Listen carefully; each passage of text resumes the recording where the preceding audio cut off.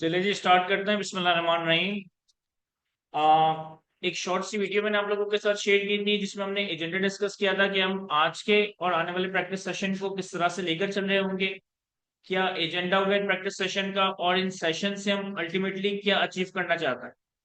तो देखिए थोड़ा सा क्विकली मैं रिकैप कर दूंगा हम किस तरह से इन सेशंस को लेकर चल रहे होंगे और किस तरीके से हम इनसे मैक्सिमम बेनिफिट्स हासिल कर पा रहे होंगे। देखिए बैच के स्टार्ट में हमने एक स्मार्ट स्टडी प्लान आपके साथ शेयर किया था जिसमें आपके पास ये आ रहा है कि वीकली बेसिस पे रेगुलर बेसिस पे आपने कौन कौन से चैप्टर्स और कौन कौन से लेक्चर्स को कवर करना है। लेकिन आप सबका ही एक फीडबैक ये रहता है हमेशा ही जब भी मेरे स्टूडेंट से डिस्कशन होती है कि सर हम जैसे जैसे कोर्स को कवर कर रहे होते हैं तो चीजें तो समझ आ रही होती है, चीजें तो कवर हो रही होती है, लेकिन जो पुरानी चीजें, पुराने चैप्टर्स, पुराने प्रोविजन हमने कवर किए वो आहिस्ते आहिस्ते हम भूलते जा रहे होते।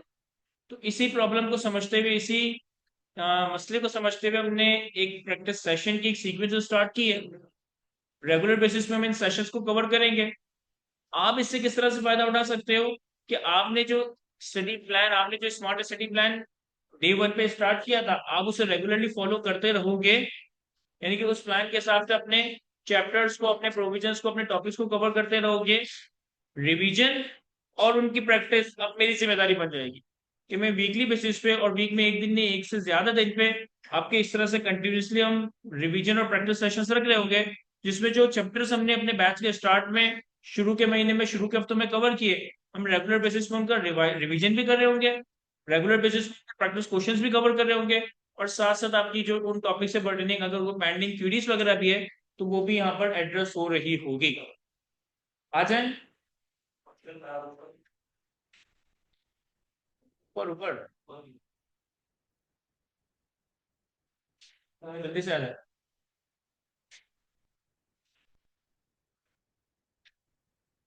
तो आज के सेशन का एजेंडा हमने सैलरी हेड ऑफ इनकम और इनकम फ्रॉम प्रॉपर्टी के हवाले से एक क्विक रिकैप और इनसे पर्टेनिंग कुछ प्रैक्टिस क्वेश्चंस, कुछ रिसेंट अटेम्प्ट के पास पेपर्स के क्वेश्चंस को एक्सप्लोर करेंगे। तो सबसे पहले तो मैं एक क्विक रिकैप करवाता हूँ सैलरी हेड ऑफ इनकम का। अच्छा, मैं उम्मीद करता हूँ कि इस जो भी हमने स्टडी प्लानर आप लोगों के साथ शेयर किया था वो 100% नहीं तो कम से कम 60-70% हम फॉलो कर रहे हैं। यानी कि अगर हम स्टडी प्लान से चले, अगर एक हफ्ता 10-12 दिन आगे पीछे हैं तो फिर भी मैनेजेबल है। ऐसा ना हो कि अभी तक हमने पढ़ना शुरू ही ना किया हो, ऐसा ना हो कि अभी तक हमने सिर्फ इंट्रोडक्शन एंड की कॉन्सेप्ट ही कवर किया, अभी तक हमने सैलरी के लेक्चर्स कवर नहीं किए। ऐसा भी अगर है इन केस, खुदा ना खास्ता, तो भी इतना आपको कोशिश करूंगा कि रिवाइज करवा दूं कि जो है ना आप पेपर में मैक्सिमम स्कोर हासिल कर सके। और लास्ट अटेम्प्ट का जो पेपर आया था, हो सकता है कि आप लोगों में से कुछ लोगों का देखने का इत्तेफाक हुआ उस लास्ट अटेम्प्ट के पेपर को। तो लास्ट अटेम्प्ट का पेपर तकरीबन 80% पेपर जो है ना वो कंप्यूटेशनल बेस्ड, न्यूमेरिकल बेस्ड था। इसका मतलब है कि अगर किसी स्टूडेंट ने कोई थ्योरी याद नहीं भी की थी ना, सिर्फ उसने क्लासेस यानी कि लेक्चर्स प्रॉपरली कवर कर लिए थे, चीजों को कॉन्सेप्चुअली अपनी मादरी जबान में अच्छे से समझ लिया था, तो वो भी उस 80 मार्क के पेपर को अटेम्प्ट करके 50 मार्क सिक्योर कर सकता था। 50 मार्क सिक्योर करने के लिए 100 मार्क का पेपर अटेम्प्ट करना लाजिम नहीं होता। आपने 75, 80, 85 मार्क का पेपर अच्छा अटेम्प्ट कर लिया, आप बासानी 50 मार्क सिक्योर कर लेते। तो वैसे तो कैफ टू की हिस्ट्री ये रही है कि 50-55 मार्क का न्यूमेरिकल आता है, 45 मार्क तक की थ्योरी आ रही होती है, तो आपको चीजों को कॉन्सेप्चुअली समझने के साथ साथ कुछ इसका रिटेन भी करना पड़ता है in order to clear the paper. लेकिन लास्ट अटेम्प्ट के पेपर में आई कैप में थोड़ी सी ग्रिड से हटकर कोई 75 से 80 मार्क सिर्फ कंप्यूटेशनल टेस्ट की, कोई हार्डली 20-22 मार्क की थ्योरी टेस्ट की। तो अगर किसी ने थ्योरी पे इतना ज्यादा फोकस नहीं किया था, सिर्फ लेक्चर्स कवर कर लिए थे, तो उसने भी उस पेपर को अच्छा अटेम्प्ट किया होगा और होपफुली पास कर लिया होगा। हमें नहीं पता कि आने वाले अटेम्प्ट में क्या आईकेप का रेशियो होगा, आईकेप दोबारा से 80% कंप्यूटेशन 20% थ्योरी पूछेगा, या 50% कंप्यूटेशन 50% थ्योरी पूछेगा। हमें इन सारी सिचुएशंस के लिए अपने आप को तैयार करके, अपने आप को प्रिपेयर करके जाना है। तो एनीवे, जल्दी से एक क्विक रिकैप करते हैं सैलरी रेट ऑफ इनकम के हवाले से, और फिर कुछ प्रैक्टिस क्वेश्चंस कवर करेंगे और फिर हम इनकम फ्रॉम प्रॉपर्टी की बात करेंगे। देखिए सैलरी हेड ऑफ इनकम, या जितनी भी हेड ऑफ इनकम हमने कवर किए हैं, हर हेड ऑफ इनकम के स्टार्ट में मैं एक बात ये कॉमन करता हूं कि आप किसी भी हेड ऑफ इनकम को कवर करने लगे हो, किसी भी हेड ऑफ इनकम को पढ़ने लगे हो, और आपको ये मेक श्योर करना है कि आपने वो हेड ऑफ इनकम कंप्लीटली हर एंगल से, हर लिहाज से कवर कर लिया है। तो you need to answer these 6 questions. क्या मुझे इस हेड ऑफ इनकम के बारे में कम से कम ये 6 बातें मालूम है? इफ यस, तो फिर आप श्योर हो कि हमने इस हेड को कंप्लीटली, इस हेड के सारे प्रोविजंस को कवर कर लिया। लेकिन अगर हमें किसी हेड ऑफ इनकम के बारे में कम से कम ये 6 बातें भी नहीं पता, इसका मतलब है कि हमारी उस हेड की कवरेज अभी कंप्लीट नहीं हुई है। तो इन 6 बातों में से सबसे पहली बात है amount chargeable under the head of income. Amount chargeable under the head of income. Her head of income में हम ये आइडेंटिफाई करते हैं, हर हेड ऑफ इनकम में हम ये आइडेंटिफाई करते हैं कि इस हेड में कौन सा अमाउंट चार्जेबल टू टैक्स होने वाला है। फॉर एग्जाम्पल कि सैलरी के हेड की अगर मैं बात करूं तो सैलरी के हेड में अमाउंट चार्जेबल सैलरी का ही है। इनकम फ्रॉम प्रॉपर्टी की मैं बात करूं तो इनकम फ्रॉम प्रॉपर्टी के हेड में अमाउंट चार्जेबल रेंट का अमाउंट है। कैपिटल गेन की अगर मैं बात करूं तो कैपिटल गेन के हेड में amount chargeable gain arising on disposal of capital assets है। इनकम फ्रॉम बिजनेस की बात करें तो बिजनेस इनकम, और इनकम फ्रॉम अदर सोर्सेज की बात करें तो वो सारी इनकम जो कि बाकी 4 हेड्स में टैक्स नहीं हो रही उसे हम इनकम फ्रॉम अदर सोर्सेज में टैक्स करवा रहे होते हैं। तो हर हेड के बारे में यू मस्ट बी क्लियर कि हमारे रेलिवेंट हेड ऑफ इनकम में कौन सी इनकम चार्जेबल टू टैक्स होने वाली है। उसके बाद basis of chargeability. Her head के बारे में हमें यह मालूम होना चाहिए कि फला हेड में इनकम की टैक्सेबिलिटी, इनकम की चार्जेबिलिटी किस बेसिस पे होगी, किस तरह से होगी। तो यहां दो ही बातें हो सकती है, या तो इनकम आपकी कैश बेसिस पे टैक्स हो रही होगी या इनकम आपकी एक्रूअल बेसिस पे टैक्स हो रही होगी। फॉर एग्जाम्पल अगर हम सैलरी की बात करें तो सैलरी एक ऐसा हेड ऑफ इनकम है जो कि कैश बेसिस पे, रिसिट बेसिस पे चार्जेबल टैक्स होता है। लेकिन अगर हम इनकम फ्रॉम प्रॉपर्टी या कैपिटल गेन की बात करें तो ये ऐसा हेड ऑफ इनकम है जो कि कैश बेसिस पे नहीं बल्कि एक्रूअल बेसिस पे चार्जेबल टैक्स होता है। किसी भी टैक्स पीरियड की अगर रेलेवेंट टैक्स ईयर की इनकम कैलकुलेट कर रहे हो तो सिर्फ वही सैलरी चार्जेबल टैक्स करवाओगे जो कि उस साल में एक्चुअली रिसीव की गई होगी।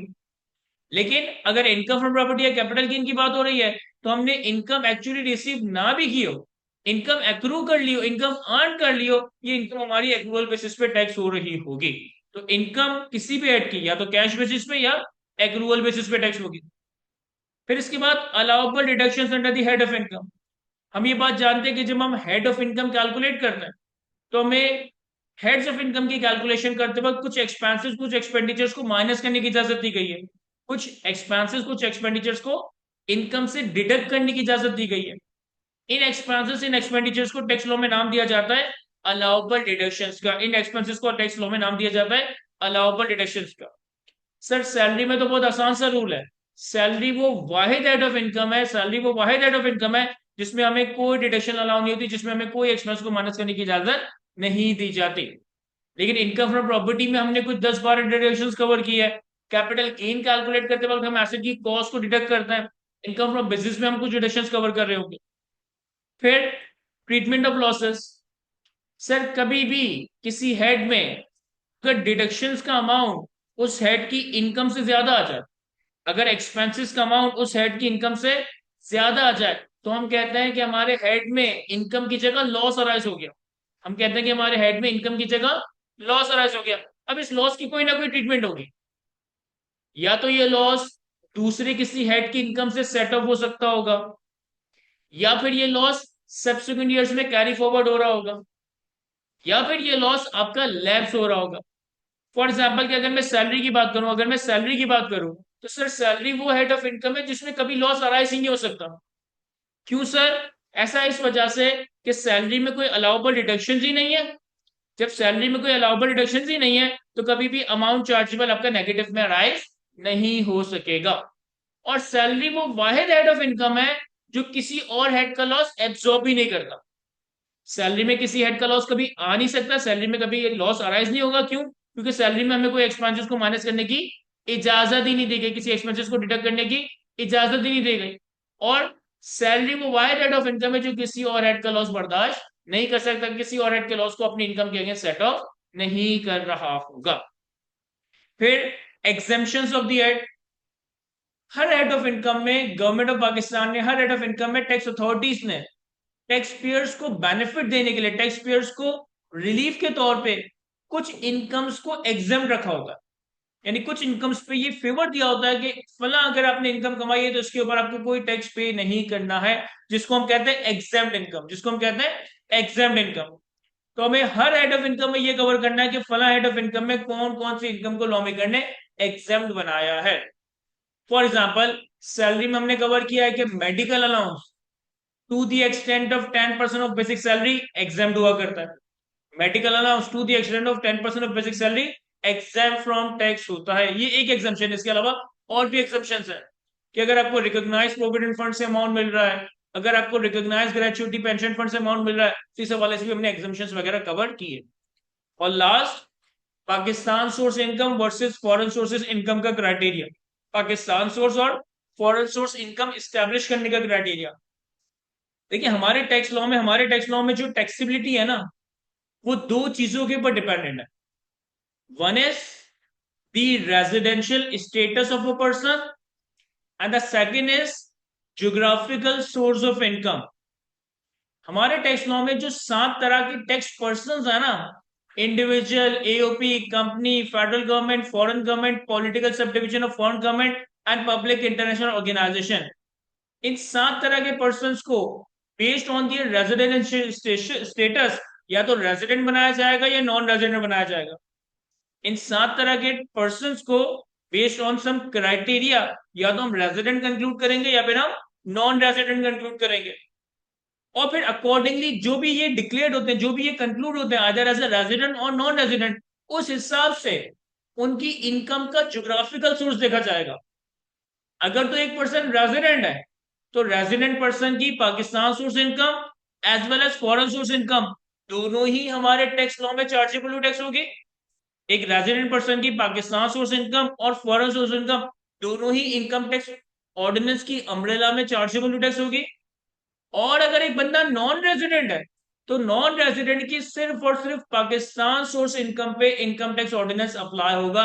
नॉन रेजिडेंट की सिर्फ और सिर्फ पाकिस्तान सोर्स इनकम के ऊपर इनकम टैक्स ऑर्डिनेंस के तहत टैक्स चार्ज किया जाएगा।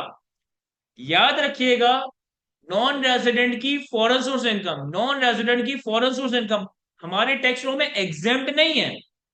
नॉन रेजिडेंट की फॉरेन सोर्स इनकम के ऊपर हमारा टैक्स ऑर्डिनेंस अप्लाई ही नहीं होता। नॉन रेजिडेंट की फॉरेन सोर्स इनकम के ऊपर इनकम टैक्स ऑर्डिनेंस के प्रोविजंस अप्लाई ही नहीं हो रहे होंगे। तो कोई भी हेड ऑफ इनकम हो, चाहे सैलरी हो, कैपिटल गेन हो, इनकम फ्रॉम प्रॉपर्टी हो, इनकम फ्रॉम बिजनेस हो या इनकम फ्रॉम अदर सोर्सेज हो, we have to make sure कि हमने उस हेड के बारे में कम से कम ये 6 चीजें कवर कर ली हैं। इफ यस, तो इसका मतलब है कि इस हेड को हमने मैक्सिमम कंप्लीट तौर पे कंप्लीट कर लिया है।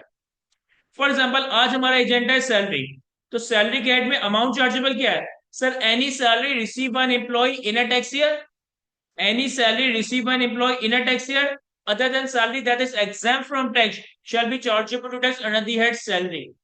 तो इस पूरे सेक्शन में, इस पूरे प्रोविजन ऑफ लॉ में दो बातें नोट करने वाली हुई है, वो ये कि सैलरी के हेड में सैलरी का अमाउंट चार्जेबल टू टैक्स होगा। सैलरी के हेड में सैलरी का अमाउंट चार्जेबल टू टैक्स होगा। सवाल ये क्रिएट होता है कि सर सैलरी क्या है, what is meant by salary. एक तो हमारी जनरल अंडरस्टैंडिंग है ना कि सैलरी क्या होता है, लेकिन जब हम किसी कानून की बात करेंगे, स्पेसिफिकली टैक्स लॉ की बात करेंगे, तो फिर हम अपनी जनरल अंडरस्टैंडिंग, हम अपनी कॉमन अंडरस्टैंडिंग फॉलो नहीं करेंगे। हम ये देखेंगे कि लॉ के प्रोविजंस क्या कहते हैं, लॉ में किसी भी लफ्ज को किस तरह से डिफाइन किया गया है। तो सैलरी की एक डिटेल्ड डेफिनेशन प्रोवाइडेड है इनकम टैक्स ऑर्डिनेंस के सेक्शन 12 सब सेक्शन 2 में। उस डिटेल डेफिनेशन को ना थियोरेटिकली याद करने की जरूरत है, उस डिटेल डेफिनेशन को ना डिटेल में कवर करने की जरूरत है। क्योंकि उस डिटेल डेफिनेशन का क्रक्स ये है, उस डिटेल डेफिनेशन का क्रक्स ये है कि कोई भी अमाउंट, कोई भी बेनिफिट, कोई भी पर्पस है, कोई भी अमाउंट, कोई भी बेनिफिट, कोई भी पर्पस है जो कि एम्प्लॉयमेंट रिलेशनशिप में, जो कि एम्प्लॉयमेंट की अम्ब्रेला में एक एम्प्लॉयर से एम्प्लॉय को दिया जा रहा है, एक एम्प्लॉय अपने एम्प्लॉयर से रिसीव कर रहा है, सर ये अमाउंट, ये बेनिफिट, ये पर्क आपके लिए सैलरी इनकम कंसिडर किया जाएगा। कोई भी अमाउंट, कोई भी बेनिफिट, कोई भी पर्पस है जो कि एक एम्प्लॉय अपने एम्प्लॉयर से as a result of employment relationship हासिल करे, फिर चाहे वो रेवेन्यू नेचर का हो, चाहे वो कैपिटल नेचर का हो, चाहे वो रेवेन्यू नेचर का हो, चाहे वो कैपिटल नेचर का हो, सर इस अमाउंट इस बेनिफिट, इस पर्क्विजिट को हम सैलरी इनकम कंसिडर कर रहे हैं। फॉर एग्जाम्पल, एक एम्प्लॉयर अपने एम्प्लॉय को रेगुलरली मंथली बेसिक सैलरी दे रहा होगा, डिफरेंट तरह के अलाउंसेस दे रहा होगा, जिसमें हाउस रेंट अलाउंस है, मेडिकल अलाउंस है, ट्रांसपोर्टेशन अलाउंस है, एंटरटेनमेंट अलाउंस है, कन्वेंस अलाउंस है, कोई भी 10 तरह के अलाउंसेस हो। एक एम्प्लॉयर अपने एम्प्लॉय को डिफरेंट तरह के बोनसेस दे रहा होगा, परफॉर्मेंस बोनस दे रहा होगा, ईयरली बोनस दे रहा होगा, एडॉक बोनसेस दे रहा होगा। एक एम्प्लॉयर अपने एम्प्लॉय को डिफरेंट तरह की और पर्क्विजिट्स दे रहा होगा, कोई मोटर व्हीकल की फैसिलिटी दे दी, कोई इंटरेस्ट फ्री कंसेशनल लोन की फैसिलिटी दे दी, कोई रहने के लिए घर दे दिया, कोई चलाने के लिए कार दे दी, सर एक एम्प्लॉयर अपने एम्प्लॉय के लिए कोई रिटायरमेंट की बेनिफिट्स फैसिलिटी दे रहा हो, कोई प्रोविडेंट फंड हो, कोई पेंशन फंड हो, कोई ग्रेचुटी फंड हो, कोई सुपर फंड हो, कोई और डिफरेंट तरह के बेनिफिट्स दिए जा रहे हो in the form of employee share scheme, in the form of tax on tax या टैक्स फ्री सैलरी का, तो किसी भी नौयत का कोई भी अमाउंट, कोई भी बेनिफिट, कोई भी पर्क अगर एम्प्लॉयमेंट रिलेशनशिप में एक एम्प्लॉय हासिल कर रहा है, इससे हम हर हाल में सैलरी इनकम में चार्जेबल टू टैक्स बना रहे होंगे।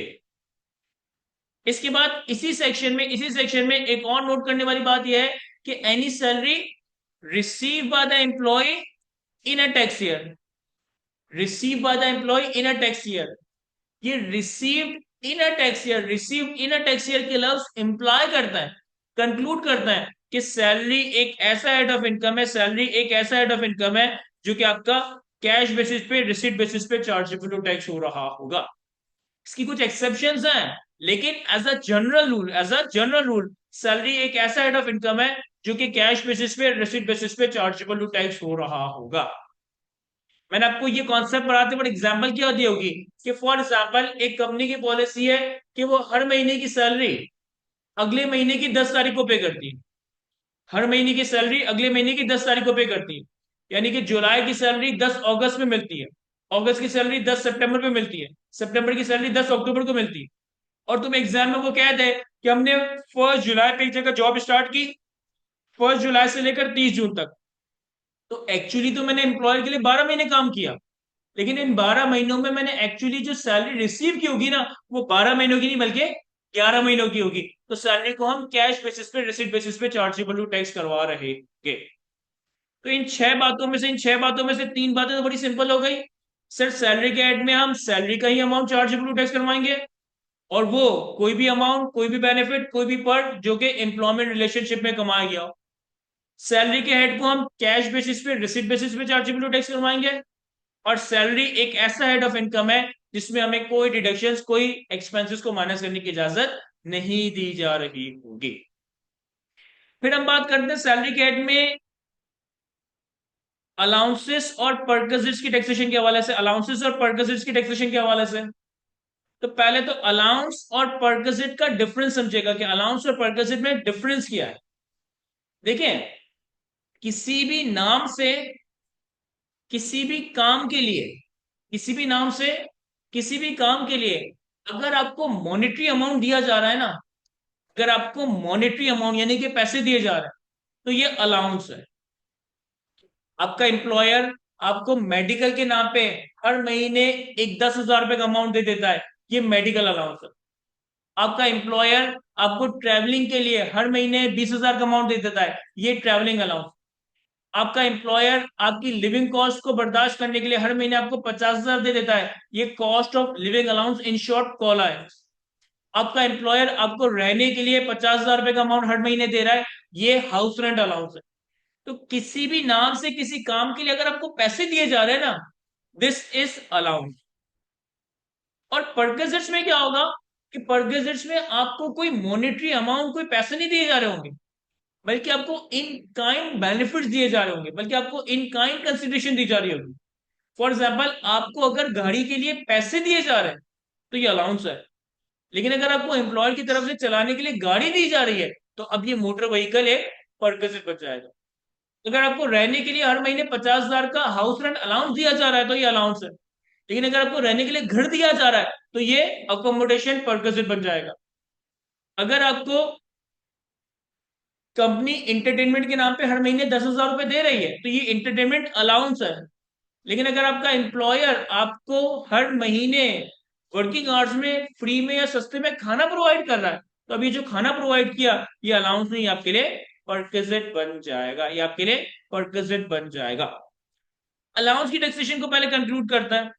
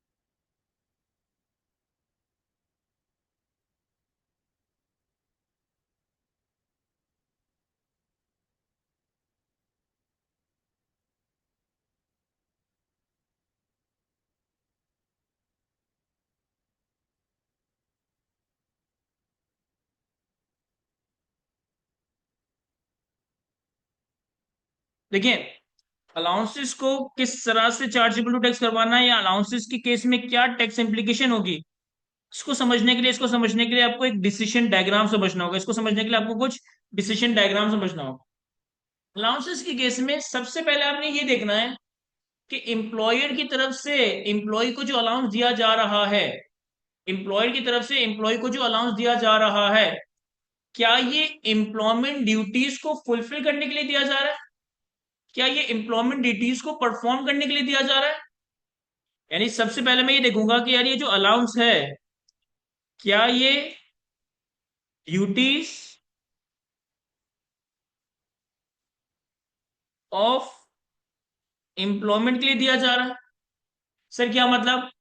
देखिए फॉर एग्जांपल, बहुत सारी कंपनीज में एम्प्लॉय को एक प्रॉपर यूनिफॉर्म पहनकर आना होता है और एम्प्लॉयर उनको यूनिफॉर्म खरीदने के लिए एक पैसे दे रही है।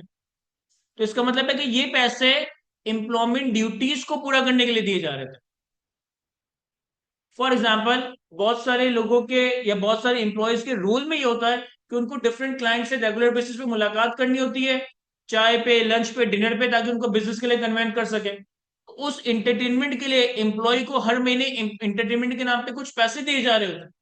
तो ये पैसे इंटरटेनमेंट अलाउंस एम्प्लॉयमेंट ड्यूटीज के परफॉर्म करने के लिए दिए जा रहे हैं। तो सबसे पहले तो आपने ये देखना है कि यार एम्प्लॉयर की तरफ से एम्प्लॉय को जो ये अलाउंस दिया जा रहा है, क्या एम्प्लॉय के अपने फायदे के लिए दिया जा रहा है या जॉब की रिक्वायरमेंट को पूरा करने के लिए दिया जा रहा है, एम्प्लॉयमेंट की ड्यूटीज को फुलफिल करने के लिए दिया जा रहा है। तो जब आप ये सवाल करेंगे तो दो ही पॉसिबिलिटी होंगी कि यस, ये अलाउंस एम्प्लॉयमेंट ड्यूटीज के लिए दिया जा रहा है, नो, ये अलाउंस एम्प्लॉयमेंट ड्यूटीज के लिए नहीं दिया जा रहा। भाई अगर मैं अपने सेल्स के स्टाफ को प्रॉपर यूनिफॉर्म की हिदायत करता हूं कि आपने एक प्रॉपर यूनिफॉर्म पहनकर आना है और मैं हर महीने उनको पैसे दे रहा हूँ यूनिफॉर्म के लिए, तो ये एम्प्लॉयमेंट ड्यूटीज के लिए अलाउंस दिया गया। अगर मैंने अपनी मार्केटिंग की टीम को, सेल्स टीम को ये कहा है कि आपने डिफरेंट कॉलेजेस में जाकर, डिफरेंट स्कूल्स में जाकर सीए की काउंसलिंग सेशंस कंडक्ट करना है और उसमें जितना भी ट्रैवलिंग का खर्चा होगा उसके मैं पैसे दे रहा हूँ, तो ये जो ट्रैवलिंग अलाउंस मैंने दिया, ये एम्प्लॉयमेंट ड्यूटीज को परफॉर्म करने के लिए दिया। और फॉर एग्जाम्पल, मैं अपने एम्प्लॉयज को मेडिकल के लिए पैसे दे रहा हूँ, खाने पीने के लिए पैसे दे रहा हूँ, रहने के लिए पैसे दे रहा हूँ, तो ये वो अलाउंसेस है जिनका ताल्लुक एम्प्लॉयमेंट ड्यूटीज से नहीं है। अब अगर तो एम्प्लॉयमेंट ड्यूटीज से अलाउंस का ताल्लुक नहीं है, कोई मेडिकल अलाउंस दिया जा रहा है, कोई हाउस रेंट अलाउंस दिया जा रहा है, कोई इस तरह का ट्रैवलिंग अलाउंस वगैरह दिया जा रहा है, इस केस में क्या होगा sir? Taxable except medical allowance. Medical allowance के अलावा बाकी जितने अलाउंसेस जो कि एम्प्लॉयमेंट ड्यूटीज से ताल्लुक नहीं रखते, जो कि एम्प्लॉयमेंट ड्यूटीज को फुलफिल करने के लिए नहीं दिए गए, सर वो सारे के सारे allowances fully chargeable to tax होंगे, वो फुली चार्जेबल टू टैक्स बन रहे होंगे। अगर अपने एम्प्लॉय को हाउस रेंट अलाउंस दिया जा रहा है, कॉस्ट ऑफ लिविंग अलाउंस दिया जा रहा है, या कोई और अलाउंस दिए जा रहे हैं जिनका ताल्लुक एम्प्लॉयमेंट ड्यूटीज से नहीं है, तो सर ये सारे के सारे allowances fully chargeable to tax होंगे, सिवाय मेडिकल अलाउंस। अच्छा, मेडिकल अलाउंस में भी एक एग्जाम्पशन है with some limit. Medical allowance में भी एक एग्जाम्पशन है विद सम लिमिट कि मेडिकल अलाउंस एग्जेम्प्ट होगा, लेकिन up to lower of actual amount, actual medical allowance, और 10% of basic salary, 10% of basic salary. क्या ये समझ आता है? सर अगर अलाउंस ऐसा है जो कि एम्प्लॉयमेंट ड्यूटीज को फुलफिल करने के लिए दिया जा रहा है, यूनिफॉर्म अलाउंस दिया जा रहा है, क्लाइंट्स की इंटरटेनमेंट के लिए एंटरटेनमेंट अलाउंस दिया जा रहा है, बिजनेस मीटिंग्स को अटेंड करने के लिए ट्रैवलिंग अलाउंस दिया जा रहा है, तो इस केस में आपने ये देखना है कि क्या ये अलाउंस फिक्स्ड बेसिस पे या परसेंटेज ऑफ सैलरी की बेसिस पे दिया जा रहा है, या एडहॉक बेसिस पे दिया जा रहा है। एडहॉक बेसिस का मतलब है कि रैंडम बेसिस के खर्चे के हिसाब से। दो बातें हो सकती है ना, या तो मैं अपने एम्प्लॉय को हर महीने 5,000 रुपए यूनिफॉर्म अलाउंस के नाम पे दे दूं, या तो मैं अपने एम्प्लॉय को हर महीने 5,000 रुपए एंटरटेनमेंट विद क्लाइंट के नाम से दे दूं, या तो मैं अपने एम्प्लॉय को हर महीने 10,000 रुपए ट्रैवलिंग फॉर एम्प्लॉयमेंट पर्पज के नाम पे दे दूं। तो ये ड्यूटीज ऑफ एम्प्लॉयमेंट के लिए तो अलाउंस है, लेकिन कैसे दिया जा रहा है? फिक्स बेसिस पे या परसेंटेज ऑफ सैलरी के बेसिस पे हर महीने दिया जा रहा है। सर अगर अलाउंस एम्प्लॉयमेंट ड्यूटीज के लिए है, लेकिन वो फिक्स बेसिस पे as a percentage of salary दिया जा रहा है, तो सर इस अलाउंस को भी हम फुली टैक्सेबल बना रहे होंगे, इस अलाउंस को भी हम फुली चार्जेबल टैक्स बना रहे होंगे। लेकिन अगर अलाउंस एम्प्लॉयमेंट ड्यूटीज के लिए दिया जा रहा है और फिक्स बेसिस पे नहीं दिया जा रहा, एडॉक बेसिस पे, रैंडम बेसिस पे दिया जा रहा है, कि जो एक्चुअल खर्चा हुआ उसे रिम्बर्स करने के लिए दिया जा रहा है, तो सिर्फ इस केस में हम अलाउंस को चार्जेबल टू टैक्स नहीं बना रहे होंगे, इस केस में हम अलाउंस को चार्जेबल टू टैक्स नहीं बना रहे होंगे। तो अलाउंस की टैक्सेशन के हवाले से यहाँ पे बहुत सारी मुश्किल मुश्किल थ्योरी लिखी है, समरी मैंने आपके सामने बनाने की कोशिश की है। जब भी कोई अलाउंस की बात हो, सबसे पहले ये देखो, क्या ये एम्प्लॉयमेंट ड्यूटीज के लिए है या ये एम्प्लॉयमेंट ड्यूटीज के लिए नहीं है। अगर अलाउंस एम्प्लॉयमेंट ड्यूटीज के लिए नहीं दिया गया, तो फिर ये फुली टैक्सेबल होगा with only one exception, that is medical allowance. Medical allowance के हवाले से एक एक्सेप्शन ये है कि medical allowance up to lower of actual medical allowance और 10% of basic salary exempt from tax होगा। बाकी सारे अलाउंसेस जो कि एम्प्लॉयमेंट ड्यूटीज के लिए नहीं है, ये फुली चार्जेबल टू टैक्स होंगे। और अगर मेडिकल अलाउंस एम्प्लॉयमेंट ड्यूटीज को परफॉर्म करने के लिए दिया जा रहा है, फिर आपने ये देखना है, क्या ये हर महीने फिक्स बेसिस पे दिया जा रहा है, क्या ये हर महीने परसेंटेज ऑफ सैलरी के बेसिस पे दिया जा रहा है। इफ यस, तो भले वो एम्प्लॉयमेंट ड्यूटीज के लिए ही है, हम इसे टैक्सेबल करा देंगे। लेकिन अगर एम्प्लॉयमेंट ड्यूटीज के लिए अलाउंस एडॉक बेसिस पे, रैंडम बेसिस पे एक्चुअल एक्सपेंसेस को मीट करने के लिए दिया जा रहा है, तो सर फिर हम इसे चार्जेबल टू टैक्स नहीं बना रहे हैं। क्या ये बात समझ आती है? मैं अब अलाउंसेस की टैक्सेशन में हमने अलाउंसेस की टैक्सेशन तो कवर की। मेडिकल अलाउंस के वाले से हमारे पास एक सिंपल सी एग्जाम्पशन है कि मेडिकल अलाउंस, सिर्फ और सिर्फ मेडिकल अलाउंस एग्जाम्प्ट होगा, लेकिन with some limit. Medical allowance is exempt up to 10% of basic salary, medical allowance is exempt up to 10% of basic salary, यानी कि medical allowance lower of actual medical allowance और 10% of basic salary, whichever is lower, exempt होगा। जितना भी excess amount है हमारा chargeable to tax हो रहा होगा। फॉर एग्जाम्पल कि आपके पूरे साल की बेसिक सैलरी है लेट से 5 मिलियन, और मैं आपसे कहता हूं कि आपको मेडिकल अलाउंस मिला 4,80,000 केस वन, आपको मेडिकल अलाउंस मिला 5.5 लाख केस टू। तो मैं क्या करूंगा, मैं बेसिक सैलरी का 10% लूंगा, और बेसिक सैलरी का 10% कितना आया, 5 लाख। तो केस वन में मेरा मेडिकल अलाउंस कितना है, 4,80,000। ये 4,80,000 पूरा का पूरा एग्जाम्प्ट हो जाएगा। लेकिन केस टू में मेरा मेडिकल अलाउंस कितना है, 5.5 लाख। एग्जाम्पशन कितनी है, अप टू 5 लाख। तो सर इस 5.5 लाख में से 5 लाख एग्जाम्प्ट होगा, बाकी के 50,000 टैक्सेबल हो जाएंगे। क्या ये समझा पा रहा हूं मैं आप लोगों को?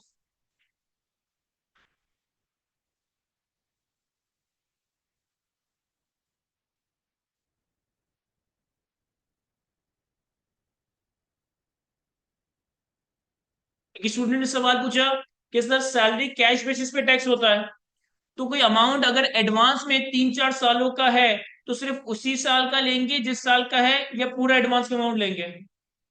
सर अगर सैलरी कैश बेसिस पे टैक्स हो रही है और आपको एडवांस सैलरी दी जा रही है, तो आप उस एडवांस सैलरी को रिसिट बेसिस पे जिस साल उसे रिसीव किया, उसी साल चार्जेबल टू टैक्स बना दोगे। क्यों? क्योंकि सैलरी कैश बेसिस पे, रिसिट बेसिस पे टैक्स हो रही है। अब आते हैं सर परक्विजिट्स की टैक्सेशन में। परक्विजिट्स की टैक्सेशन में हमारे पास कोई टोटल 5-6 तरह के परक्विजिट्स हैं। अगर एम्प्लॉय की तरफ से कोई अकोमोडेशन प्रोवाइड किया जाए, मोटर व्हीकल प्रोवाइड किया जाए, मेडिकल फैसिलिटी प्रोवाइड की जाए, इंटरेस्ट फ्री लोन प्रोवाइड किया जाए, और कुछ 3-4 और चीजें। सबसे पहले अगर मैं अकोमोडेशन की बात करूं, याद रहे आपका एग्जामिनर अकोमोडेशन के परक्विजिट की बात करते करते आपको अलाउंस में कंफ्यूज कर सकता है। आपका एग्जामिनर कह दे कि हमारा एम्प्लॉयर हमें हर महीने हाउस रेंट के नाम पे 50,000 दे रहा है, तो ये परक्विजिट नहीं है, ये अलाउंस है, ये फुली टैक्सेबल होगा। अगर आपका एग्जामिनर आपसे कह दे कि मैंने एम्प्लॉय से कहा कि भाई या तो फला घर में रहने के लिए चला जाओ, या हमारी कंपनी से हर महीने 50,000 रुपए ले लो, और एम्प्लॉय ने वो 50,000 वाला ऑप्शन पिक कर लिया, उसने घर में रहना नहीं प्रेफर किया, उसने एम्प्लॉयर से कहा मुझे हर महीने 50,000 चाहिए, ये भी परमिशन नहीं है, ये भी अलाउंस बन जाएगा, फुली टैक्सेबल। अगर एम्प्लॉय की तरफ से एम्प्लॉय को रहने के लिए घर दिया जा रहा है, अगर एम्प्लॉय की तरफ से एम्प्लॉय को रहने के लिए घर दिया जा रहा है, तो ये हाउसिंग या अकोमोडेशन परक्विजिट कंसिडर किया जाएगा। अब हाउसिंग या अकोमोडेशन के परक्विजिट की टैक्सेशन किस तरह से होगी? Sir, higher of two amounts. अब दो अमाउंट्स का हायर लेंगे, number one, 45% of minimum time scale और basic salary, 45% of minimum time scale और basic salary if minimum time scale is not given. अगर मिनिमम टाइम स्केल और basic salary दोनों दी हुई है, तो फिर मिनिमम टाइम स्केल का 45% लोगे। अगर मिनिमम टाइम स्केल नहीं दिया हुआ तो बेसिक सैलरी का 45% लोगे। तो पहले तो हमने 45% लेना है मिनिमम टाइम स्केल का या बेसिक सैलरी का, अगर मिनिमम टाइम स्केल गिवन ना हो, और फिर इस अमाउंट को कंपेयर करना है कि आपको क्या ऑल्टरनेट अमाउंट दिया जाता अगर ये घर ना दिया जाता, आपको क्या ऑल्टरनेट अमाउंट दिया जाता अगर ये रहने के लिए घर ना दिया जाता। पर एग्जाम सिनेरियो में मैं इस ऑल्टरनेट अमाउंट को हाउस का फेयर मार्केट रेंट कह सकता हूं, क्योंकि हाउस का जो भी फेयर मार्केट रेंट होगा, अगर हाउस नहीं दिया जाता तो इतने पैसे दिए जाते हैं। ऑल्टरनेट अमाउंट और 45% of the minimum time scale और बेसिक सैलरी, इन दोनों में से भी जो भी हायर अमाउंट होगा, ये अकोमोडेशन या हाउसिंग के नाम से हमारी सैलरी में चार्जेबल टू टैक्स हो जाएगा। फिर इसके हवाले से एक एक्सेप्शन है, और ये एक्सेप्शन स्पेसिफिकली गवर्नमेंट एम्प्लॉयज के लिए लॉ में इंट्रोड्यूस की गई थी, कि वो गवर्नमेंट एम्प्लॉयज जो कि मुफस्सिल एरियाज में, अर्बन एरियाज में गवर्नमेंट की तरफ से पोस्ट किए जाते हैं ना, उनके एम्प्लॉयमेंट कॉन्ट्रैक्ट में ही होता है कि या तो आप गवर्नमेंट के बताए हुए घर में रहे, या फिर आपके मिनिमम टाइम स्केल या बेसिक सैलरी का 30% हम आपको पे कर देंगे। तो सिर्फ इस स्पेसिफिक सिचुएशन में जो आप अमाउंट टैक्सेबल करवाओगे, that would be higher of two things, 30%, not 45%, 30% of minimum time scale और basic salary if there is no time scale, या फिर ऑल्टरनेट अमाउंट, या फिर fair market rent, whichever is higher, हमारी salary में tax हो रहा होगा। क्या ये बात समझ आती है हमें? सर, दूसरा पर्पस है हमारे पास मोटर व्हीकल। मोटर व्हीकल के केस में लॉ में तो दो सिचुएशंस लिखी है, लेकिन समझने के लिए, पढ़ाने के लिए तीन सिचुएशंस हैं। या तो एम्प्लॉयर एम्प्लॉय को मोटर व्हीकल दे रहा है सिर्फ और सिर्फ एम्प्लॉयमेंट ड्यूटीज के लिए, जॉब रिस्पॉन्सिबिलिटीज के लिए, scenario number one. Scenario number two, employer employ को मोटर व्हीकल दे रहा है सिर्फ और सिर्फ पर्सनल यूज के लिए। And scenario number three, employer employ को मोटर व्हीकल दे रहा है official as well as personal, दोनों यूज के लिए।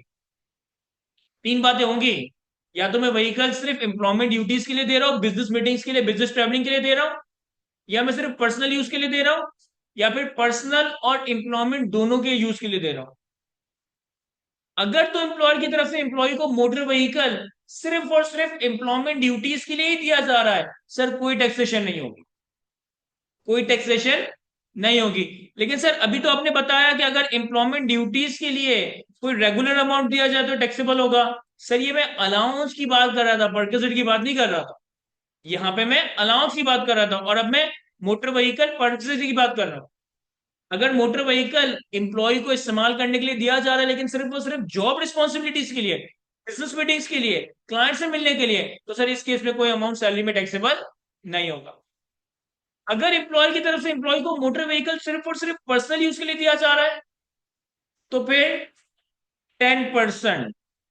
अब 10% भी किस चीज का? अगर तो आपके एम्प्लॉयर ने व्हीकल खरीदा है ना, तो एम्प्लॉयर की जो भी एक्चुअल कॉस्ट है, उस कॉस्ट का 10%। और अगर आपके एम्प्लॉयर ने वो व्हीकल लीज पे लिया है, रेंट पे लिया है, इंस्टॉलमेंट पे लिया है, तो जो भी उस व्हीकल की fair market value at the commencement of lease, at the start of the lease है, इस फेयर मार्केट वैल्यू का 10% हम एम्प्लॉय की सैलरी में मोटर व्हीकल के नाम से टैक्स करवाएंगे। मैं रिपीट कर रहा हूं, अगर एम्प्लॉयर ने एम्प्लॉय को व्हीकल सिर्फ और सिर्फ पर्सनल यूज के लिए दिया है, तो 10% एम्प्लॉय की सैलरी में टैक्स होगा। लेकिन 10% ऑफ वॉट? अगर तो आपके एम्प्लॉयर ने व्हीकल खरीदा है, नया व्हीकल हो पुराना व्हीकल हो सेकंड हैंड हो, हमें इससे कोई गर्ज नहीं है। जो भी एम्प्लॉयर की उस व्हीकल की एक्चुअल कॉस्ट है ना, उस कॉस्ट का 10%। और अगर एम्प्लॉयर ने वो व्हीकल लीज पे लिया है, रेंट पे लिया है, तो जो भी लीज के स्टार्ट पे, रेंट के स्टार्ट पे फेयर मार्केट वैल्यू उस व्हीकल की, उस फेयर मार्केट वैल्यू का 10% हम एम्प्लॉय की सैलरी में टैक्स करवाएंगे। एक इंपॉर्टेंट बात याद रखिएगा, इन सारे परक्विजिट्स में अगर आपका एम्प्लॉयमेंट पीरियड 12 महीनों से कम है, मैं जरूरी थोड़ी कि मैं साल के पहले दिन जॉब स्टार्ट करूं, मैं साल के मिड में जॉब स्टार्ट कर सकता हूं। तो फिर जितने भी परक्विजिट्स हैं, इससे आप नंबर ऑफ मंथ्स पे प्रोपोर्शनेट जरूर करेंगे। यानी फॉर एग्जाम्पल, मैं आपसे कहता हूं कि मैंने साल के मिड में 6 महीने गुजर गए, 6 महीने रह गए और एक जगह जॉब स्टार्ट की, और वहां से मुझे एक मोटर व्हीकल इस्तेमाल करने के लिए दी गई, तो मोटर की व्हीकल की कॉस्ट या फेयर मार्केट वैल्यू का 10% मल्टीप्लाई बाय 6/12 जो प्रोपोर्शनेट अमाउंट बनेगा, ये मैं अपनी सैलरी में टैक्स करवा रहा हूँ। और अगर एम्प्लॉयर की तरफ से एम्प्लॉय को motor vehicle personal as well as official दोनों काम के लिए दिया जा रहा है, कि पार्टली पर्सनल यूज के लिए भी है, पार्टली ऑफिशियल यूज के लिए भी है, तो फिर हम क्या करेंगे, 5%। 5% ऑफ वॉट? सर, एम्प्लॉयर ने अगर वो व्हीकल खरीदा है तो एम्प्लॉयर की कॉस्ट, और अगर एम्प्लॉयर ने वो व्हीकल लीज पे लिया है, रेंट पे लिया है, तो व्हीकल की fair market value at the start of the lease, at the commitment of the lease. इन दोनों में से जो भी सिनेरियो होगा, उसका 5% हम एम्प्लॉय की सैलरी में टैक्सेबल करवा रहेंगे। क्या ये बात समझ आती है हमें? फिर हमारे पास तीसरा और बड़ा ही रेलेवेंट इंपॉर्टेंट परक्विजिट है, इंटरेस्ट फ्री या कंसेशनल लोन। इंटरेस्ट फ्री या concessional loan. Sir, interest free या कंसेशनल लोन की टैक्सेशन को देखते वक्त, इंटरेस्ट फ्री या कंसेशनल लोन की टैक्सेशन को देखते वक्त आप ये नहीं देखोगे कि मार्केट इंटरेस्ट रेट कितना है। हम मार्केट इंटरेस्ट रेट को कभी भी नहीं देखेंगे इंटरेस्ट फ्री कंसेशनल लोन की टैक्सेशन के लिए। इंटरेस्ट फ्री का मतलब है एम्प्लॉयर की तरफ से एक ऐसा लोन दिया जा रहा है जिसपे इंटरेस्ट 0% है, यानी कि इंटरेस्ट नहीं है। और कंसेशनल लोन का मतलब है, कंसेशनल लोन का मतलब है कि एक ऐसा लोन जिसके ऊपर इंटरेस्ट तो है लेकिन बेंचमार्क रेट 10% से कम। हम मार्केट इंटरेस्ट रेट को देखेंगे ही नहीं, हम सिर्फ ये देखेंगे कि या तो एम्प्लॉयर की तरफ से इंटरेस्ट फ्री लोन होगा या फिर कंसेशनल लोन होगा। कंसेशनल लोन का मतलब है कि इंटरेस्ट रेट 10% से कम। अगर एम्प्लॉयर की तरफ से एम्प्लॉय को कोई इंटरेस्ट फ्री या कंसेशनल लोन दिया जा रहा है, तो जो भी इंटरेस्ट ना चार्ज करने का बेनिफिट है, जो भी इंटरेस्ट ना चार्ज करने का बेनिफिट है, वो आप एम्प्लॉय की सैलरी में टैक्स करवाओगे। यानी कि फॉर एग्जाम्पल कि 0% है, इंटरेस्ट फ्री लोन है, तो लोन की अमाउंट का 10%। और अगर कंसेशनल लोन है, कंसेशनल लोन में क्या हो सकता है, फॉर एग्जाम्पल आपके एम्प्लॉयर ने आपको 2% इंटरेस्ट पे लोन दे दिया, तो 2% इंटरेस्ट पे अगर लोन दिया तो कितना इंटरेस्ट चार्ज नहीं किया, 8%, तो हम लोन की अमाउंट का 8% टैक्स करवाएंगे। अगर एम्प्लॉयर ने 6% पे लोन दे दिया तो कितना इंटरेस्ट चार्ज नहीं किया, 4%, हम लोन की अमाउंट का 4% टैक्स करवाएंगे। इंटरेस्ट फ्री लोन का अमाउंट मल्टीप्लाई बाय वो इंटरेस्ट रेट जो चार्ज नहीं किया गया। यानी कि अगर कंसेशनल इंटरेस्ट फ्री लोन है तो 10%, और अगर कंसेशनल लोन है तो 10% माइनस जो भी एक्चुअल इंटरेस्ट चार्ज किया गया है। यस, ये जो इंटरेस्ट रेट आप अप्लाई करोगे, ये लोन के आउटस्टैंडिंग बैलेंस पे अप्लाई करोगे, ये लोन के आउटस्टैंडिंग प्रिंसिपल अमाउंट पे अप्लाई कर रहे होंगे। फिर यहाँ पे बहुत सारी बारीकियां हैं। फॉर एग्जाम्पल, दो सिचुएशन में टैक्सेशन नहीं होगी। नंबर वन, अगर लोन का अमाउंट 1 मिलियन से कम है, 10 लाख रुपए से कम है। नंबर टू, अगर एम्प्लॉय का एम्प्लॉयर के पास कोई पैसा रखा हुआ है, अगर एम्प्लॉय का एम्प्लॉयर के पास कोई बैलेंस रखा हुआ है और एम्प्लॉय ने उसके ऊपर इंटरेस्ट वेव कर दिया है, माफ कर दिया है। बहुत सारी कंपनीज में बहुत सारे एम्प्लॉय होते हैं जिनके एम्प्लॉयर के पास कुछ पैसे रखे हुए होते हैं, सिक्योरिटी डिपॉजिट के नाम पे, प्रोविडेंट फंड के नाम पे, या और कोई डिपॉजिट के नाम पे। लेकिन वो रिलीजियस रीजन की वजह से एम्प्लॉयर को ये कहते थे कि हमें इस पे इंटरेस्ट नहीं चाहिए, हमें आपसे इस पे ऊपर इंटरेस्ट नहीं चाहिए, क्योंकि हमारे मजहब में, हमारे रिलीजन में इंटरेस्ट हराम है। इस तरह के सिचुएशन में, इस तरह के सिचुएशन में अगर एम्प्लॉय को एम्प्लॉयर की तरफ से कोई इंटरेस्ट फ्री या कंसेशनल लोन दिया गया, तो भी हम टैक्सेशन नहीं कर रहे होंगे। दो सिचुएशंस में टैक्सेशन नहीं होगी। नंबर वन, जब लोन का अमाउंट 1 मिलियन से कम हो, एंड नंबर टू, कोई ऐसा एम्प्लॉय है जिसके कुछ पैसे एम्प्लॉयर के पास रखे हुए हैं, या तो किसी सिक्योरिटी डिपॉजिट के नाम पे या किसी प्रोविडेंट फंड के नाम पे, और एम्प्लॉय ने उसके ऊपर इंटरेस्ट वेव किया हुआ, एम्प्लॉय कहता है मुझे इसके ऊपर सूद नहीं चाहिए, तो कल को एम्प्लॉयर भी एम्प्लॉय को कोई इंटरेस्ट या कंसेशनल लोन देगा, एम्प्लॉय के हाथों में टैक्सेशन नहीं हो रही होगी, एम्प्लॉय के हाथों में टैक्सेशन नहीं की जाएगी।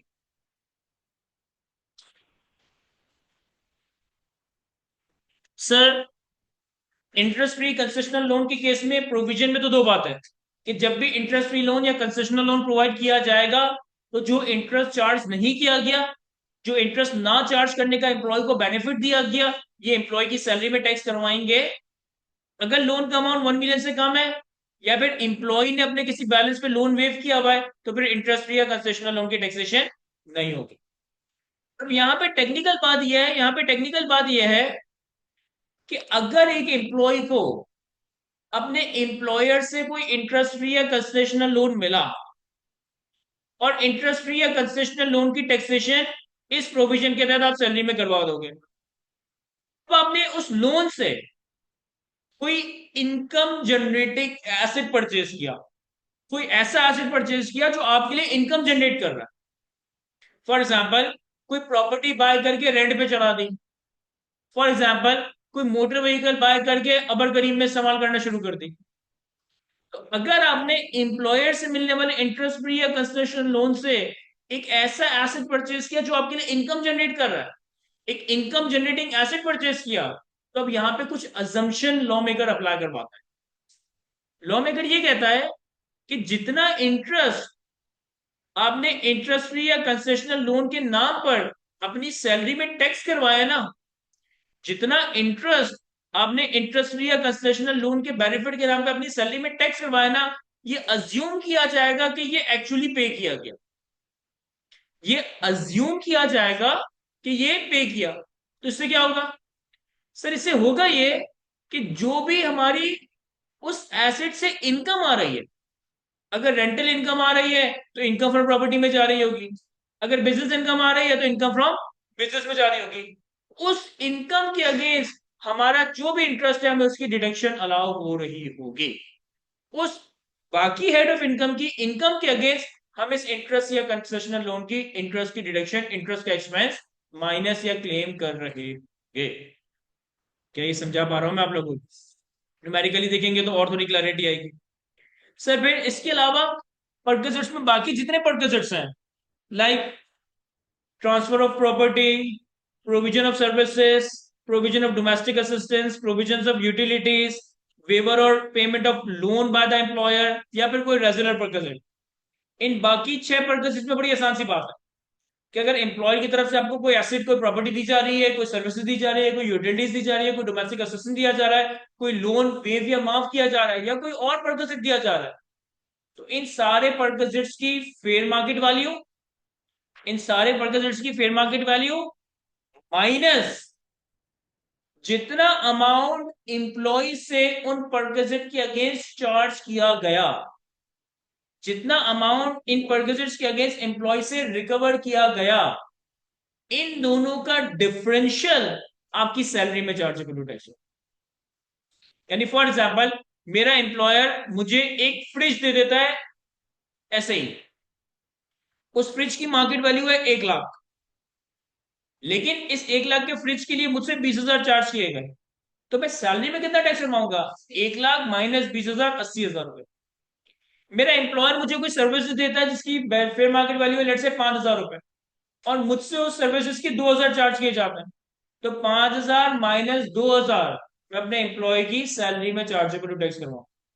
मेरा एम्प्लॉयर मुझे एक ड्राइवर, कुक, गार्डनर या कोई भी और डोमेस्टिक असिस्टेंट प्रोवाइड करता है, और उसको सैलरी दी जाती है लेट से 5 लाख रुपए, इस डोमेस्टिक असिस्टेंट को सैलरी दी जाती है लेट से 5 लाख रुपए, और मेरी सैलरी से 1.5 लाख रुपए डिडक्ट किया जाता है इस असिस्टेंट के नाम पे, तो 5 लाख की सैलरी इस डोमेस्टिक असिस्टेंट को दी गई, माइनस मुझसे कितना रिकवर किया गया?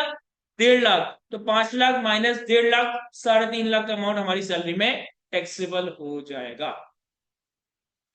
Sir same is the case with utilities, same is the case with other perquisites या फिर कोई लोन की पेमेंट। अगर आपका एम्प्लॉयर आपका कोई लोन माफ कर दे या कोई लोन रिपे कर दे, तो फिर जो भी लोन माफ किया या जो भी लोन रिपे किया, ये आपकी सैलरी में चार्जेबल वो टैक्स हो जाएगा। ऐसा कभी हुआ नहीं है एग्जाम में, लेकिन व्हाट इफ वो आपसे कहे कि आपके एम्प्लॉयर ने आपको यूटिलिटीज प्रोवाइड की, उसकी फेयर मार्केट वैल्यू है लेट से 1 लाख। आपके एम्प्लॉयर ने आपको यूटिलिटीज प्रोवाइड की, इसकी फेयर मार्केट वैल्यू 1 लाख, लेकिन इसके अगेंस्ट जो अमाउंट आपसे रिकवर किया, यानी आपकी सैलरी से रिकवर किया, लेट से वो 1,20,000 का था। अब हम क्या करेंगे? सर कुछ भी नहीं करेंगे। हम -20,000 नहीं कर देंगे, हम सैलरी में कोई अमाउंट चार्जेबल टैक्स नहीं करवाएंगे, क्योंकि सैलरी में कभी नेगेटिव अमाउंट अराइज नहीं हो सकता है। सैलरी में कभी नेगेटिव अमाउंट अराइज नहीं हो सकता है। Sir valuation of residual purchase की कोई एग्जांपल दीजिएगा भाई। फॉर एग्जांपल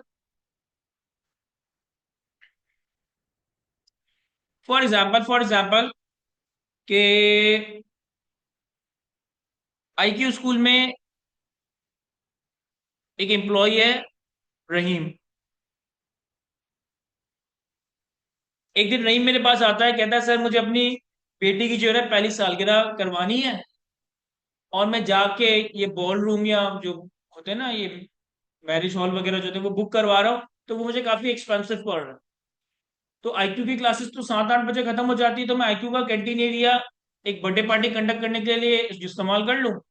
मैंने उसे अलाउ कर दिया। मैंने बोला हाँ सर, वैसे ही शाम में हमारा जो कैंटीन एरिया वो यूज नहीं होता, तो अपनी बेटी की बर्थडे पार्टी यहाँ पे कर लो। मैंने अपने एम्प्लॉय को एक एरिया इस्तेमाल करने के लिए दिया, बर्थडे पार्टी कंडक्ट करने के लिए। ये एक ऐसा परक्विजिट है जो कि इन कहीं जगह पर भी फॉल करता हुआ नजर नहीं आ रहा, तो ये रेजिडुअल परक्विजिट बन गया। तो इस केस में मैं क्या करूंगा? मैं देखूंगा कि अगर आम हालात में मैं किसी को 3 घंटे के लिए canteen area birthday party conduct करने के लिए देता, तो मैं कितने चार्ज करता। तो ये उस परक्विजिट की, उस रेजिडुअल परक्विजिट की फेयर मार्केट वैल्यू होगी। लेट से मैंने कहा यार, अगर आम हालात में अगर मैं किसी को ये कैंटीन एरिया 3 घंटे के लिए इस्तेमाल करने के लिए देता ना, तो मैं उसे 30,000 चार्ज करता। तो ये इस रेजिडुअल परक्विजिट की फेयर मार्केट वैल्यू होगी। अब लेट से मैंने रेंज से कुछ भी चार्ज नहीं किया, मैंने रेंज को अपना ही एम्प्लॉय है, कर ले 3 घंटे इस्तेमाल, कोई मसला नहीं है, तो रहीम की सैलरी में 30,000 रुपए टैक्स हो जाएंगे। मैंने रहीम से कहा यार देख, मार्केट में अगर मैं किसी को रेंट पे देता तो मुझे 30,000 रुपए चार्ज करता, तुम भी यहाँ पे बिजली वगैरह तो इस्तेमाल करोगे ना, तो मुझे 30,000 नहीं 7,000 दे दो बस बिजली के। अब रहीम की सैलरी में कितना टैक्स होगा? सर रहीम की सैलरी में 23,000 टैक्सेबल बन रहा होगा। कोई भी परक्विजिट, अब इसकी कोई भी एग्जांपल हो सकती है जो कि इन परक्विजिट्स में कवर नहीं हो रहा, उसे हम रेजिडुअल परक्विजिट की अम्ब्रेला में लेकर आ जाएंगे। क्या ये बात समझ आती है? सर सैलरी में रिवाइज करने के लिए और भी कुछ है, लेकिन हम साथ साथ थोड़े प्रैक्टिस क्वेश्चंस भी देखते रहते हैं, और फिर और चीजों को आगे रिवाइज करेंगे।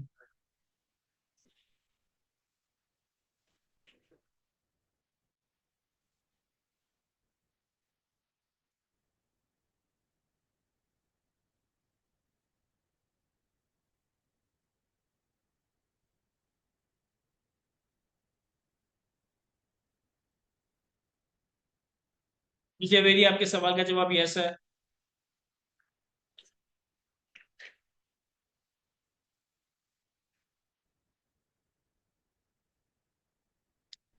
यहां देखें सर, सबसे पहला क्वेश्चन जो हम देख रहे हैं वो बिल्कुल रिसेंट अटेम्प्ट का, ऑटम 2024 की अटेम्प्ट का, सितंबर 2024 की अटेम्प्ट का क्वेश्चन नंबर 1 है। और इस सवाल के सोल्यूशन में आईकेएफ ने एक एरर भी किया है। इस सवाल के सोल्यूशन में आईकेएफ ने एक एरर भी किया है। वो क्या एरर है वो मैं आपको बताऊंगा। क्वेश्चन नंबर 1, ऑटम 2024 की अटेम्प्ट का, on 1 July 2023 Salim Khan joined Solar Energy Limited as a quality control manager with a gross monthly salary of 5 lakh, which includes a medical allowance of 45,000, that is 15% of the basic salary. The salary for each month is credited to his bank account at the beginning of the following month. ये बहुत important point है यहाँ पे। कहता है हर महीने की salary जो है ना, वो अगले महीने की पहली तारीख को दी जाती है। हर महीने की सैलरी अगले महीने की पहली तारीख को, यानी कि जुलाई की सैलरी होगी तो वो 1 अगस्त पे दी जाएगी, अगस्त की सैलरी होगी तो वो 1 सितंबर पे दी जाएगी। और हम ये बात जानते हैं कि सैलरी टैक्स होती है कैश बेसिस पे, रिसीट बेसिस पे। तो टैक्स ईयर 2024 में, अगर ये सवाल टैक्स ईयर 2024 का है, तो टैक्स ईयर 2024 का मतलब है कि 1 जुलाई 2023 से लेकर 30 जून 2024, इन 12 महीनों में जो सैलरी मैंने एक्चुअली रिसीव की होगी, सिर्फ वही सैलरी मैं सैलरी हेड ऑफ इनकम में टैक्सेबल करवाऊंगा। सर अगर मैं एक जगह पे जॉब स्टार्ट कर रहा हूँ 1 जुलाई 23 पे, और मेरा टैक्स ईयर है 1 जुलाई 23 से 30 जून 24, तो मैंने कितने महीने काम किया है? मैंने कितने महीने काम किया है? सर मैंने 12 महीने काम किया है। मैंने 12 महीने काम किया है। भाई 1 जुलाई 23 पे जॉब स्टार्ट हो रही है, और मेरा टैक्स ईयर भी स्टार्ट हो रहा है 1 जुलाई 23 पे, तो 1 जुलाई 23 से 30 जून 24, पूरे 12 महीने मैंने काम किया। लेकिन मुझे कितने महीनों के पैसे इन 12 महीनों में मिले? सर 11 महीनों के। क्यों? जुलाई 23 के पैसे 1 अगस्त में मिले होंगे, अगस्त 23 के पैसे 1 सितंबर में मिले होंगे, लेकिन जून 24 के पैसे मुझे अगले साल 1 जुलाई 24 यानी कि नेक्स्ट टैक्स ईयर में मिल रहे होंगे। तो इस टैक्स ईयर में मैंने काम तो 12 महीने किया है, लेकिन मैंने सैलरी 12 महीने रिसीव नहीं की, सैलरी मैंने सिर्फ 11 महीनों की रिसीव की होगी। क्या ये समझ आ रहा है? मैं अच्छा फिर यहाँ पे एक और बारीकी है। कह रहा है ग्रॉस मंथली सैलरी है, ग्रॉस मंथली सैलरी है 5 लाख रुपए, जिसमें से 45,000 रुपए का मेडिकल अलाउंस है, और ये 45,000 रुपए 15% ऑफ बेसिक सैलरी है। यानी कि ये क्या कहना चाह रहा है? ये कहना चाह रहा है कि तुम्हारी एक बेसिक सैलरी है, एक मेडिकल अलाउंस है। मेडिकल अलाउंस कितना है? 45,000 रुपए। और ये 45,000 रुपए का जो मेडिकल अलाउंस है ना, ये बेसिक सैलरी का 15% है। तो बेसिक सैलरी का अमाउंट निकालने के लिए मैं 45,000 को 15% से डिवाइड कर सकता हूँ। कितना? 3 लाख। तो 3 लाख और 45,000, क्या ये 5 लाख बनता है? नहीं। 45,000 रुपए का 15% ऑफ द बेसिक सैलरी का मेडिकल अलाउंस है। 45,000 को 15% से ग्रॉस अप किया तो बेसिक सैलरी आ गई 3 लाख। लेकिन इसकी ग्रॉस मंथली सैलरी कितनी है? 5 लाख। इसकी ग्रॉस मंथली सैलरी कितनी है? 5 लाख।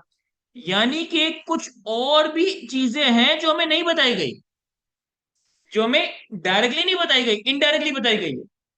कि तुम देखो तो सही कि 45,000 ये और ग्रॉसअप करके ये, तो क्या ये दोनों मिला के 5 लाख बन रहा है? नहीं। बैलेंस से कितना बन रहा है? 1,55,000 रुपए। तो 1,55,000 रुपए का कोई अमाउंट है जिसकी डिटेल नहीं दी गई। लेकिन अगर डिटेल नहीं भी दी गई तो हम तो ये बात जानते हैं ना कि कोई भी अमाउंट, कोई भी बेनिफिट, कोई भी पर्क, अगर सैलरी, अगर एम्प्लॉयमेंट के अम्ब्रेला में मिल रहा है, इसे हम सैलरी हेड में टैक्स करवा रहे होंगे। तो यहाँ पे इस 5 लाख की ग्रॉस सैलरी में ब्रेकअप में 3 लाख की बेसिक सैलरी है, 45,000 का मेडिकल अलाउंस है, और बाकी 1,55,000 के कोई अदर अलाउंसेस है जिसकी डिटेल डायरेक्टली नहीं बताई गई, इनडायरेक्टली छुपा के दी गई। आगे कहता है in addition to the above salary Salim Khan also receive the following benefits. Number one, a company maintained car which was 60% used for personal and 40% for company purpose. The car was provided on 1 January 2024। Car पहले दिन से नहीं दी गई, हमने job start की 1 जुलाई 23 पे, लेकिन car कब दी गई है? 1 जनवरी 2024 पे। When the fair market value of the car was 5.5 million. Company purchased the car in July 23 for 5 million। देखो क्या कह रहा है, हमने 1 जुलाई 23 पे एम्प्लॉयमेंट ज्वाइन की, हमें एम्प्लॉयमेंट की तरफ से कार दी गई 1 जुलाई 24 पे, 1 जनवरी 24 पे। 1 जनवरी 24 पे इस कार की फेयर मार्केट वैल्यू है 5.5 मिलियन, और कंपनी ने ये कार खरीदी थी जुलाई 2023 में 5 मिलियन की। सर मेरे लिए 5.5 मिलियन रेलिवेंट है या 5 मिलियन रेलिवेंट है? सर मेरे लिए अगर एम्प्लॉयड ने कार खरीदी है ना, भले अभी खरीद के दी हो या पहले की खरीदी भी हो, जो भी एम्प्लॉयर की एक्चुअल कॉस्ट होगी वो मेरे लिए रेलेवेंट होगी, वो मेरे लिए रेलेवेंट होगी। तो 5 मिलियन, अच्छा कार मैंने मुझे क्यों दी है? 60% पर्सनल यूज के लिए, 40% कंपनी के यूज के लिए। तो 5 मिलियन का 5%, 5 मिलियन का 60% नहीं, 5 मिलियन का 5% हम सैलरी में टैक्स करवा रहे होंगे। आगे कहता है to account for is personal use of the car, a deduction of 1 lakh was made from the Salim Khan salary up to 30 June 2024। Company ये कह रही है कि भाई हमने आपको कार पर्सनल यूज के लिए भी इस्तेमाल करने के लिए दी है, तो अब हर महीने आपकी सैलरी से, नहीं हर महीने नहीं, हमने इन टोटालिटी आपकी सैलरी से 1 लाख रुपए का अमाउंट डिडक्ट कर लेना है। अभी जो 1 लाख रुपए का अमाउंट डिडक्ट कर लेना है, इसका क्या करना है?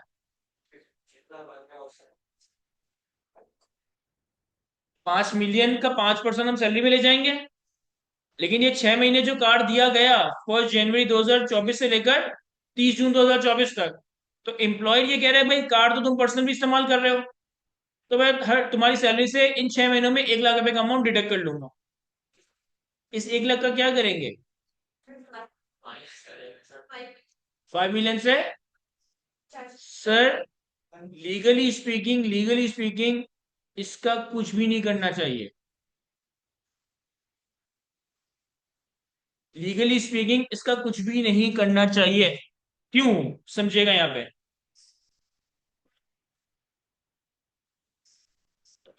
देखो, हमने परकेसेस की टैक्सेशन कवर की। परकेसेस की टैक्सेशन में था transfer of property. Transfer of property में क्या लिखा था? If property is transferred by an employ to an employ, the amount chargeable to tax to the employ under the head salary shall include fair market value of the property as reduced by any payment made by the employee for the property। कि property की fair market value में से आप minus कर दें वो amount जो कि एम्प्लॉय ने पे किया। प्रोविजन ऑफ सर्विसेज में भी यही बात लिखी है, as reduce by any payment made by the employ for the services. Domestic assistant के केस में भी यही बात लिखी है, as reduce by any payment made by the employ to the employer for services. Utilities में भी यही बात लिखी है, as reduce by any payment made by the employ for the utilities. Resident perquisite में भी यही बात लिखी है, as reduce by any payment made by the employ for the perquisite. यानी कि ये जो मैंने 5 परक्विजिट्स की बात की, residual perquisites, provision of utilities, provision of domestic assistance, provision of services and transfer of property, इन पांचों में लिखा है कि उस परक्विजिट की फेयर मार्केट वैल्यू माइनस जो अमाउंट एम्प्लॉय को चार्ज किया गया फॉर द परक्विजिट, आपको अमाउंट माइनस करना। लेकिन जो हमने हाउसिंग एंड अकोमोडेशन और मोटर व्हीकल का प्रोविजन कवर किया है ना, इसमें ऐसी कोई बात नहीं लिखी कि अगर एम्प्लॉय को कोई अमाउंट चार्ज किया गया तो उस अमाउंट को माइनस कर दें। भाई लॉ में अगर एक बात लिखी ही नहीं है तो हम खुद से कैसे बना लें? तो फिर तो क्या मकसद हुआ लॉ में इन जगहों पर इन बातों को लिखने का कि जब इसकी जरूरत ही नहीं थी। तो ये जो अमाउंट रिड्यूस करने वाली बात है, ये सिर्फ इन 5 परसेंट के केस में है। मोटर व्हीकल वाले परसेंट के केस में या अकोमोडेशन के केस में ऐसी कोई बात नहीं लिखी कि अगर एम्प्लॉय को कोई अमाउंट चार्ज किया गया है, एम्प्लॉय से कोई अमाउंट रिकवर किया गया है, तो आप उसकी फेयर मार्केट वैल्यू से जो भी टैक्सेशन का तरीकेकार है आप उसमें से वो अमाउंट माइनस करोगे।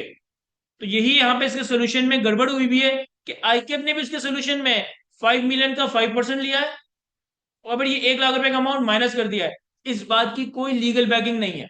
ये सोल्यूशन या ये तरीकेकार टोटली गलत है, क्योंकि लॉ में इस तरह की कोई बात प्रोवाइडेड ही नहीं है। मेरे हिसाब से लीगली हमें ये करना चाहिए था कि 5 मिलियन का 5% सैलरी में टैक्स करवाना चाहिए था, दैट्स इट। ये 1 मिलियन 1 लाख रुपए का अमाउंट माइनस नहीं होना चाहिए।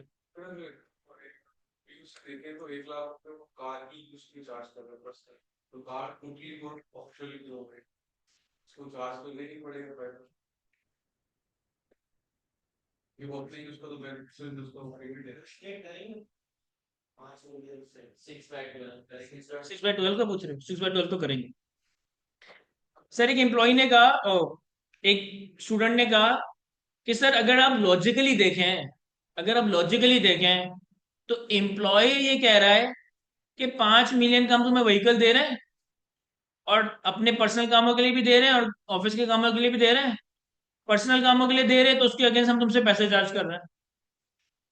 तो एक तरीके से सोचा जाए तो एम्प्लॉयर एम्प्लॉय को जो व्हीकल दे रहा है, जो बेनिफिट दे रहा है, वो तो सिर्फ एम्प्लॉयमेंट ड्यूटीज के लिए दे रहा है, पर्सनल यूज के लिए दे ही नहीं रखते। पर्सनल यूज के लिए दो भी जो भी दे रहा है उसके अगेंस्ट वो चार्ज कर रहा है।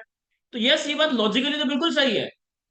लेकिन लॉ, चाहे वो टैक्सेशन का कानून हो या कोई भी कानून हो, इस तरह से काम नहीं करता।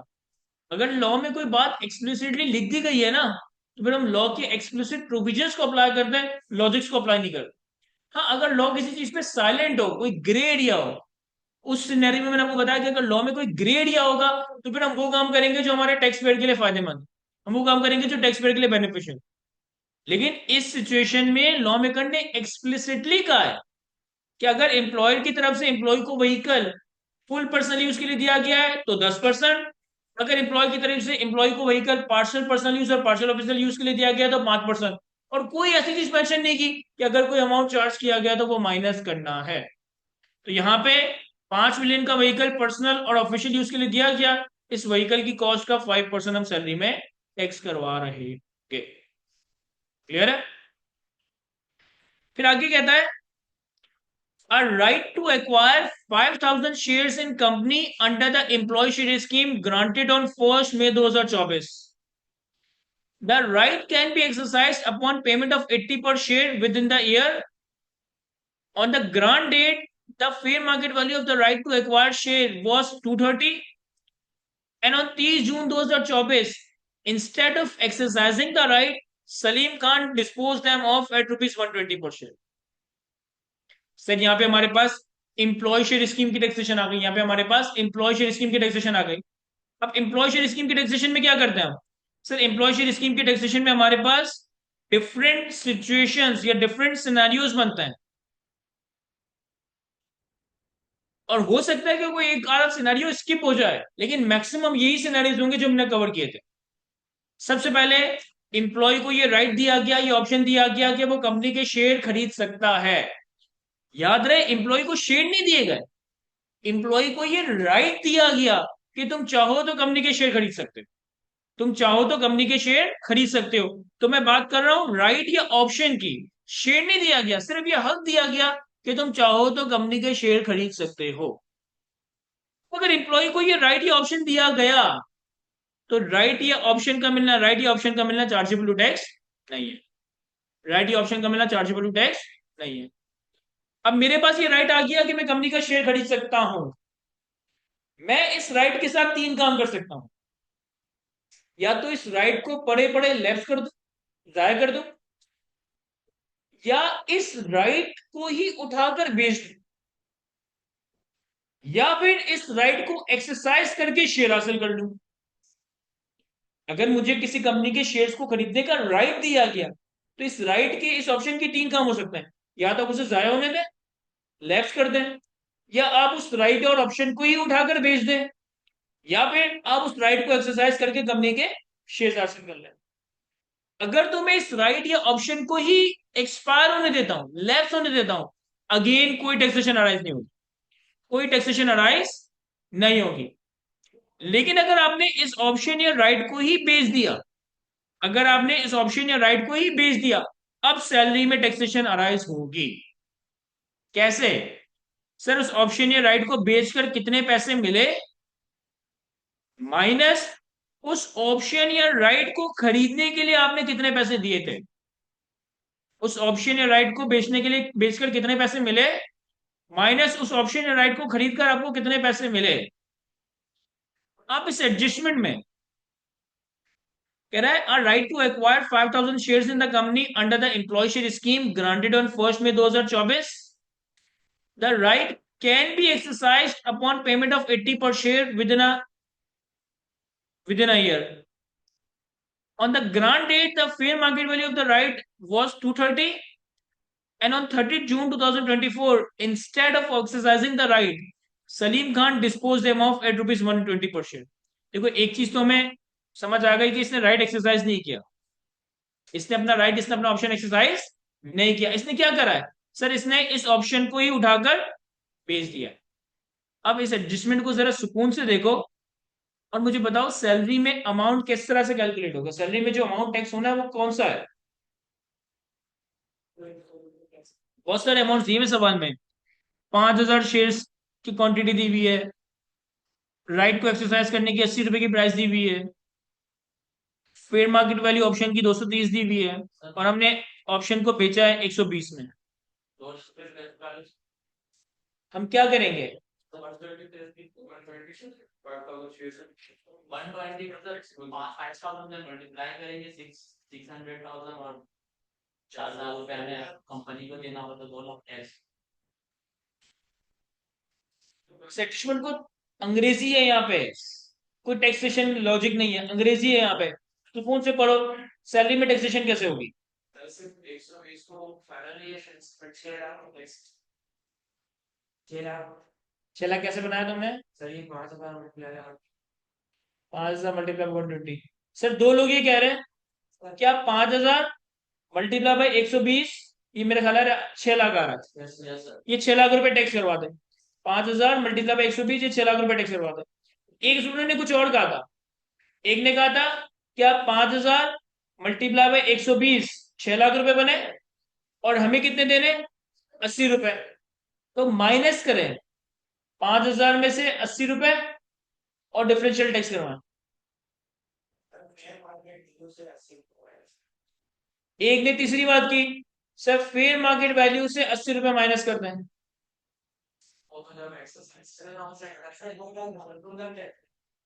2 लाख कैसे बनाया तुमने। 5,000 multiply by 120 minus 5,000 multiply by 80। सबको समझ आ रहा है कि चल क्या रहा है।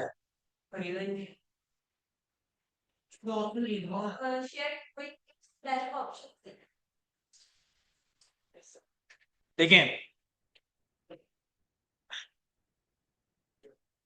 थोड़ा सा समझें, इंप्लॉय शेयर स्कीम के केस में ना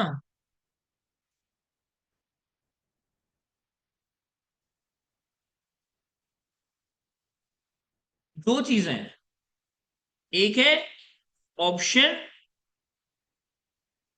या राइट टू एक्वायर शेयर्स और एक है शेयर्स। ये दो अलग अलग बात है। भाई मैं तुम्हें ये कहता हूं कि अगर तुम मुझे आज 10 रुपए दो, अगर तुम मुझे आज 10 रुपए दो तो मैं तुम्हें ये हक दूंगा कि ये पानी की बोतल जो मार्केट में 100 रुपए की है तुम मुझसे 30 रुपए की खरीद सकते हो। अगर आप आज मुझे 10 रुपए दें तो ये पानी की बोतल जो मार्केट में 100 रुपए की है आप मुझसे 30 रुपए की खरीद सकते हैं। सर आप मेरे पास आए, आपने मुझे 10 रुपए दे दिए, तो ये जो 10 रुपए आपने मुझे दिए ना, दिस इज ऑप्शन या राइट की प्राइस। आपने मुझे 10 रुपए दिए, मैंने कहा अब आपके पास ये राइट है कि ये चीज जो मार्केट में 100 रुपए की आप मुझसे कितने की खरीद सकते हो, 30 रुपए की। तो ये जो 10 रुपए मुझे आपने दिए ना, ये आपने मुझे पानी की बोतल के नहीं दिए, ये 10 रुपए आपने ये हक हासिल करने के लिए दिए कि भाई ये चीज जो मार्केट में 100 रुपए की आप मुझसे कितने की खरीदोगे, 30 रुपए की। अब कल को आप मेरे पास आए और आपने कहा सर आपने एक वादा किया था कि ये पानी की बोतल मुझे 30 रुपए की देंगे, लाए दें, तो अब तुम मुझे मजीद 30 रुपए दोगे। तो ये 30 रुपए एक्सरसाइज प्राइस। तो दोनों में पहले तो फर्क समझें, एक है ऑप्शन या राइट की प्राइस, एक है शेयर की प्राइस। एक है ऑप्शन या राइट की प्राइस, एक है शेयर की प्राइस। इस एडजस्टमेंट में जो ये 80 रुपए लिखा हुआ है, ये जो 80 रुपए लिखा हुआ है, मुझे बताओ ये 80 रुपए ऑप्शन की प्राइस है या शेयर्स की प्राइस है, एक्सरसाइज प्राइस है। The right can be exercise upon payment of 80 पर शेयर। तो सर ये जो 80 रुपए हमें दिया हुआ है ना, ये तो एक्सरसाइज प्राइस है, ये तो शेयर्स की प्राइस है, ये ऑप्शन की प्राइस नहीं है। ऑप्शन की प्राइस कितनी है इस सिनेरियो में? ऑप्शन की प्राइस कितनी है सर? जीरो। और right to acquire shares in a company under the employ share scheme granted on 1 में 2024। मैंने अपने एम्प्लॉय को कहा तुम 5,000 शेयर मुझसे खरीद सकते हो, तुम्हारे पास ये राइट आ गया, इसके कोई पैसे थोड़ी लिए मैंने तुमसे। अगर लेता तो ऑप्शन प्राइस होती, लेकिन यहाँ पे इस राइट को देने को कोई पैसे नहीं लिए, तो ऑप्शन प्राइस कितनी है? जीरो। अब ये ऑप्शन हमें मिला कब? 1 मई 2024 पे। ये ऑप्शन हमें मिला 1 मई 2024 पे। एक्सरसाइज प्राइस कितनी है? 80 रुपए। ऑन द ग्रांट डेट, यानी कि 1 मई 2024 की बात कर रहा है, the fair market value of each right is 230। Grant date पे, यानी कि जिस वक्त हमें ये ऑप्शन मिला 1 मई 2024 में, इस ऑप्शन की प्राइस कितनी है? 230। इस ऑप्शन की मार्केट वैल्यू कितनी है? 230। पर हमने क्या पढ़ा सर? हमने ये पढ़ा कि अगर एम्प्लॉय शेयर स्कीम में आपको ये राइट, ये ऑप्शन दिया जाए कि आप कंपनी के शेयर खरीद सकते हो, तो इस राइट या ऑप्शन का मिलना तो टैक्सेबल ही नहीं होता। इस राइट या ऑप्शन का मिलना तो टैक्सेबल ही नहीं होता। तो इसका मतलब ये हुआ, इसका मतलब ये हुआ कि ये जो आपको दिया हुआ है ना 230, ये इररेलेवेंट। फिर हमने क्या करा? हमारे पास ये ऑप्शन आ गए, 5,000 शेयर्स को खरीदने का ऑप्शन आ गया। मैं इसके साथ तीन काम कर सकता था, या तो जाया होने दूं, या बेच दूं, या एक्सरसाइज करके शेयर खरीद लूं। अगर मैं इस 5,000 ऑप्शन को एक्सरसाइज करता तो फिर मुझे कितने पैसे देने पड़ते हैं? 80 रुपए पर शेयर। लेकिन मैंने इसे एक्सरसाइज नहीं किया, मैंने इस ऑप्शन को ही उठा के बेच दिया। कितने का बेचा? 120 का। अब अगर फैक्ट समझ आते हैं, दोबारा से सोचें सैलरी में क्या टैक्स होगा। सर सैलरी में सिंपल 5,000 मल्टीप्लाई बाय 120, बस ये 6 लाख का अमाउंट टैक्स होता। 80 रुपए हमारे लिए रेलिवेंट होता अगर मैं ये शेयर खरीदता। मैंने तो शेयर खरीदे ही नहीं ना, मैंने तो ऑप्शन ही उठा के बेच दिया। मैंने तो ऑप्शन ही उठा के डिस्पोज ऑफ कर दिया है। क्या ये समझा पा रहा हूं मैं आप लोगों को? तो की बात है। आगे कहता है, prior to joining the company, ये ना अभी लगा इस कंपनी में 1 जुलाई 2023 पे, सोलर एनर्जी लिमिटेड में। कह रहा है इस कंपनी को ज्वाइन करने से पहले Salim Khan served as production manager at hydro energy limited. He retired from 25th June 2023 and become entitled to monthly pension of 40,000 starting on 1st July 2023. This pension is deposited into his bank account at the end of each month. कह रहा इससे पहले ये एक और company में काम करता था, हाइड्रो एनर्जी लिमिटेड में। वहां से ये 25 जून 2023 में रिटायर हो गया, और वहां से उसको महाना 40,000 रुपए की पेंशन मिल रही है। और ये 40,000 रुपए की जो पेंशन है, ये कब से मिलेगी? 1 जुलाई 2023 के बाद से। और ये जो 40,000 की पेंशन है, ये हर महीने की आखिरी तारीख को मिल जाती है। ये हर महीने की आखिरी तारीख को मिल जाती है। इसका क्या करेंगे? इसका क्या करेंगे? पहले तो पेंशन के हवाले से हमने दो प्रोविजंस कवर किए। एक था पेंशन, एक था कम्यूटेशन ऑफ पेंशन। पहले तो मुझे बताओ, इस एडजस्टमेंट के लिए मुझे ये प्रोविजन पढ़ना है या मुझे ये प्रोविजन पढ़ना है? पेंशन, मुझे ये प्रोविजन पढ़ना।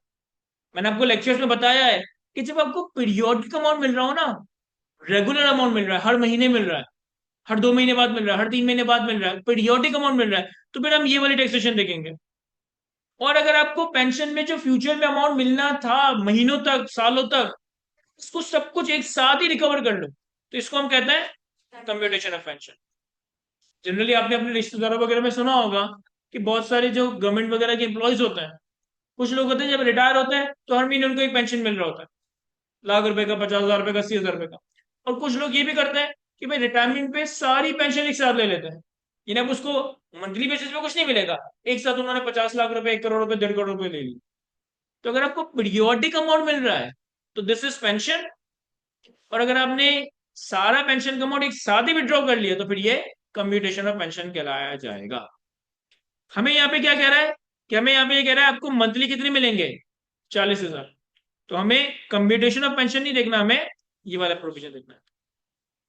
अब इस प्रोविजन में क्या है कि अगर आप सिटीजन ऑफ पाकिस्तान हो, अगर आप सिटीजन ऑफ पाकिस्तान हो और आपको अपने एक्स एम्प्लॉयर से, आपको अपने पुराने एम्प्लॉयर से पेंशन मिल रहा है, तो वो पेंशन एग्जेम्प्ट होगा, सब्जेक्ट टू द कंडीशन कि आप उस एम्प्लॉयर के पास या उस एम्प्लॉयर के किसी और एसोसिएट के पास काम ना कर रहे हो। क्या यही लिखा है यहाँ पे? Pension receive by the citizen of Pakistan, तो पहली कंडीशन है कि you must be the citizen of Pakistan. From the former employer, दूसरी कंडीशन कि आपको पेंशन अपने फॉर्मर, अपने एक्स एम्प्लॉयर से मिल रहा हो। Shall be except exempt from tax except where the person continue to work for the same employer or associate of the employer। लेकिन अगर आप सेम एम्प्लॉयर या एसोसिएट ऑफ द एम्प्लॉयर के लिए काम कर रहे हो तो फिर एग्जामेशन अप्लाई नहीं होगी। फिर आगे एक और बात है कि अगर आपको एक से ज्यादा पेंशन मिल रही है तो हायर वाली एग्जाम होगी, लोअर वाली टैक्सेबल होगी। अभी फिलहाल ये वाली बात रेलेवेंट नहीं है, अभी हमारे लिए सिर्फ ये वाली बात रेलेवेंट है कि अगर एक बंदे को जो कि सिटीजन ऑफ पाकिस्तान है अपने एक्स एम्प्लॉयर से पेंशन मिल रही है तो वो एग्जाम्प्ट होगी। शर्त यह है कि वो अपने सेम एम्प्लॉयर या एसोसिएट ऑफ द एम्प्लॉयर के लिए काम ना कर रहा हो। अब इस एडजस्टमेंट को दोबारा रीड करें, इस 40,000 को टैक्सेबल करवाएंगे या एग्जाम करवाएंगे? इस 40,000 को टैक्सेबल करवाएंगे या एग्जाम करवाएंगे? सर, सलीम खान नाम से लग रहा है सिटीजन ऑफ पाकिस्तान तो है। कहां से ले रहा है पेंशन? हाइड्रो इलेक्ट्रिक लिमिटेड से, जहां से वो रिटायर हो चुका। और अभी वो किसके लिए काम कर रहा है? सोलर एनर्जी के लिए। तो इसका मतलब है कि हाइड्रो एनर्जी लिमिटेड इसका एक्स एम्प्लॉयर है। और यहां ये कहीं नहीं लिखा कि hydro energy limited solar energy limited की रिलेटेड पार्टी है। यहां ये कहीं नहीं लिखा कि hydro energy limited solar energy limited की एसोसिएट या एसोसिएटेड कंपनी है। तो इसका मतलब है कि यहाँ पे तीनों कंडीशन मीट हो रही है, सिटीजन ऑफ पाकिस्तान वाली भी, एक्स एम्प्लॉयर फॉर्मर एम्प्लॉयर से पेंशन मिलने वाली भी, और उस एम्प्लॉयर के लिए या उसके एसोसिएट के लिए काम ना करने वाली भी। तो ये पेंशन आपका एग्जाम फ्रॉम टैक्स। लास्ट में कहता है he paid a zakat under the zakat and ordinance amounting to rupees 1,82,500। Sir इसका हम सिंपली ये करते हैं कि जक़ात को हम as a deductible allowance, allowable deduction नहीं, एज अ डिडक्टेबल अलाउंस हम अपनी टोटल इनकम से माइनस कर रहे होते हैं। रिक्वायरमेंट में कहता है under the provision of income tax ordinance and rules made thereunder, compute under the correct head of income taxable income of Salim for the tax year 2024, also provide reason for ignoring any of the above benefit, also provide reason for ignoring any of the above benefits। तो देखें, यहाँ पे कुछ लोग ऐसे बैठे हैं जो बिल्कुल पहली बार कैफ टू पढ़ रहे हैं, कुछ चेहरे ऐसे भी हैं जो दूसरी बार तीसरी बार पढ़ रहे हैं। लेकिन स्टिल इतना सिंपल सा क्वेश्चन जिसके अंदर कोई ऐसी एडजस्टमेंट नहीं है जो आपको लेक्चर्स में कवर ना करवाई गई हो, लेकिन हम गलत ट्रीटमेंट बता रहे हैं। तो या तो हम उन प्रोविजंस को सही से समझे नहीं है, या तो हम उन प्रोविजंस को सही से अप्लाई नहीं करना सीखे। स्टिल कुछ बिगड़ा नहीं है, अभी हम एग्जाम से हम तकरीबन अभी 2 महीने दूर हैं, बल्कि 2 महीने भी नहीं, 3 महीने दूर हैं। तो इनफ टाइम है चीजों को कवर करने के लिए, इनफ टाइम है चीजों को समझने के लिए, इनफ टाइम है चीजों को प्रैक्टिस करने के लिए। तो इन प्रैक्टिस सेशन को ही अगर आप रेगुलरली अपनी इस स्टडी जर्नी का पार्ट बनाएंगे तो डेली बेसिस पे, मतलब रेगुलर वीकली बेसिस पे आपके ये कॉन्सेप्ट क्लियर होते जाएंगे। यानी जो बारीकियां थी, जो हमने सैलरी पढ़ लिया था, सबने सैलरी पढ़ा हुआ था, लेकिन इसलिए यहाँ पे बहुत सारी बातें हम गलत कंक्लूड कर रहे थे ना। तो इंशाल्लाह वो सारी चीजें आप लोगों की इस प्रैक्टिस सेशन के अंदर कवर होती जाएगी। तो जो छोटी छोटी ब्लंडर्स या माइनर मिस्टेक्स होती हैं वो हम इंशाल्लाह आने वाली अटेम्प्ट में नहीं कर रहे होंगे। सवाल तो हमने डिस्कस कर लिया, बस मैंने क्विकली सवाल को सॉल्व करना है। जी, तो इस कंपनी के नाम का हमें कनेक्शन बताना नहीं नहीं नहीं नहीं नहीं, सोलर एनर्जी लिमिटेड और हाइड्रो एनर्जी लिमिटेड नाम में 3 लफ्ज में से 2 लफ्ज मिलते हुए हैं, तो हम ऐसा कुछ भी कंक्लूड नहीं करेंगे ये जानने वालों। मेंशन कर अगर कुछ रिलेटेड पार्टी एसोसिएट होगा तो वो आपको खुद बता देगा कि ये इसकी पेरेंट कंपनी है, इसकी सब्सिडरी कंपनी है, इसकी कोई एसोसिएट कंपनी। खुद से हमें ऐसी कोई एजम्पशन नहीं लेनी। हमारे पास question number 1, of autumn 2024। Sir exam situation में सिर्फ सही ट्रीटमेंट नहीं, सही ट्रीटमेंट के साथ साथ एक प्रॉपर प्रोफेशनल प्रेजेंटेशन भी होनी चाहिए आपके सॉल्यूशन में। तो प्रॉपर प्रोफेशनल प्रेजेंटेशन ये है कि जो सवाल की रिक्वायरमेंट है ना, वो आपका आंसर स्टार्ट हो रहा हो और फिर वर्किंग पीछे कहीं आ रही है। यानी बहुत सारे लोग ऐसे करते हैं कि पहले वर्किंग करते हैं और फिर मेन आंसर करते हैं, नहीं, ये प्रोफेशनल नहीं है। आपके सवाल में जो पूछा है वो पहले आ रहा हो, और अगर उसके बैक पे कोई वर्किंग है तो फिर आप वर्किंग को पीछे या रेफर कर रहे हो। तो हमसे सवाल में कहा था कि भाई टैक्स ईयर 2024 के लिए, टैक्स ईयर 2024 के लिए सलीम खान की हेड ऑफ इनकम कैलकुलेट करो, टैक्सेबल इनकम कैलकुलेट करो। तो हमारा आंसर भी इसी तरीके से स्टार्ट होगा कि हमारे पास टैक्स पेयर है, मिस्टर सलीम खान। हमारे पास टैक्स ईयर है 2024, यानी कि 1 जुलाई 2023 से लेकर 30 जून 2024। और लार्जली तो हमारे पास जो डेटा था वो सारा का सारा इसकी सैलरी इनकम का था।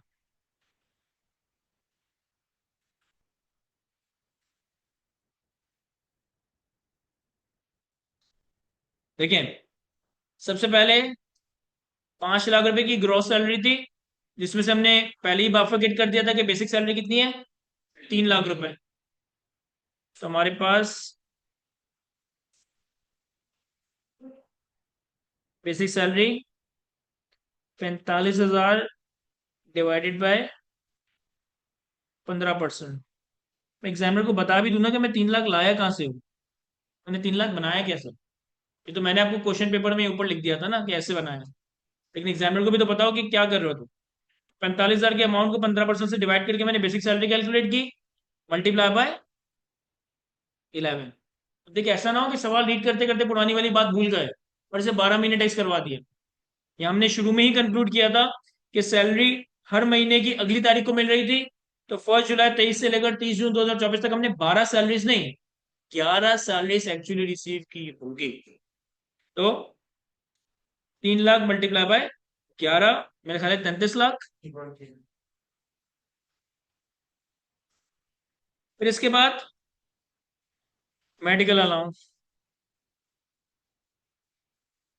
मेडिकल अलाउंस के केस में हम क्या करेंगे, सर पहले तो हमारा actual amount, that is 45,000 into 11।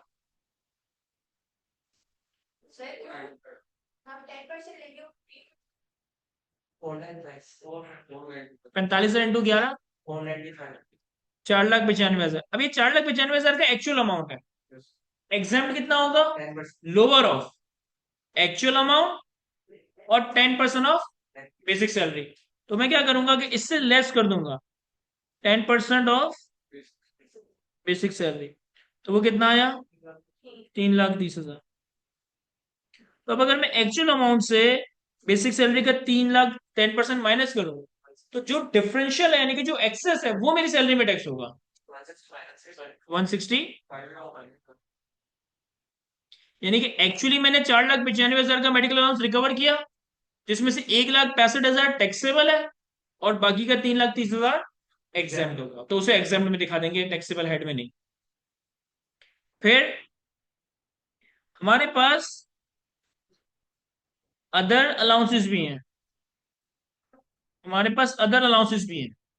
कैसे, सर 5 लाख की ग्रॉस सैलरी थी, 3 लाख रुपए बेसिक सैलरी था और 45,000 रुपए मेडिकल अलाउंस था। तो बाकी कितने बचे, 1,55,000। और ये 1,55,000 रुपए का भी 11 महीनों का हूँ। तो ये आ गया 1705,000, 1705,000। फिर इसके बाद पॉइंट नंबर 1 में मोटर व्हीकल था।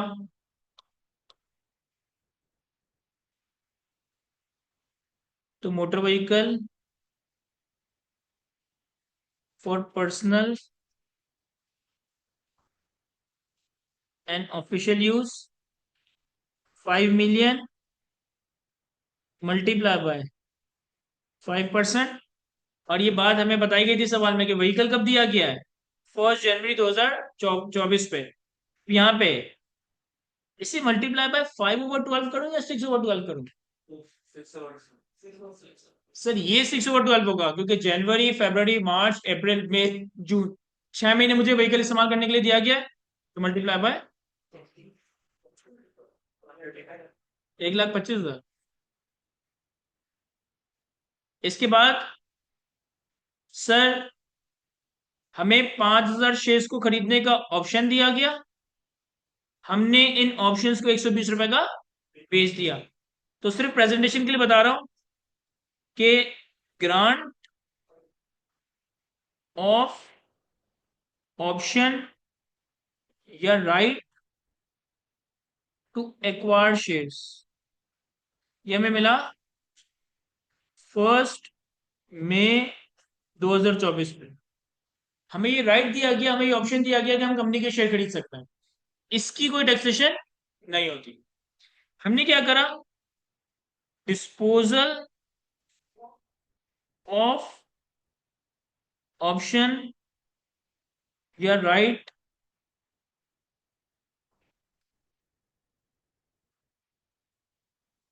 To acquire shares. 5,000 share option थे, हमने इनको कितने का बेचा? 120 रुपए का। तो ये 6 लाख रुपए हमारी सैलरी में टैक्स हो जाएगा। समझ आ रहा है ना? मैं इसके बाद अदर इंफॉर्मेशन में जो पॉइंट नंबर 1 था वो पेंशन एग्जेम्प्ट थी। अदर इंफॉर्मेशन के पॉइंट नंबर 2 में ज़कात हम अपनी टोटल इनकम से माइनस करेंगे।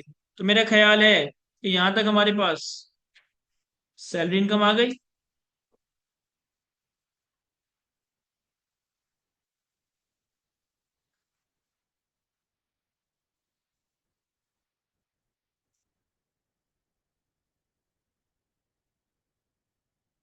फाइव एट नाइन फाइव बन रहा है। ये आ गया हमारे पास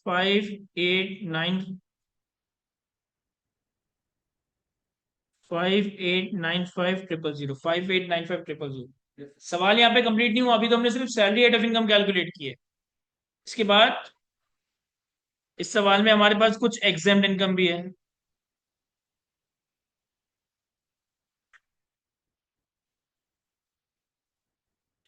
एग्जाम्ड इनकम में एक तो ये मेडिकल अलाउंस वाला ही अमाउंट, क्योंकि मेडिकल अलाउंस हमने कमाया 4,95,000 है, इसमें से 1 पैसा टैक्सेबल करवाया, बाकी का 3,30,000 एग्जाम्ड है।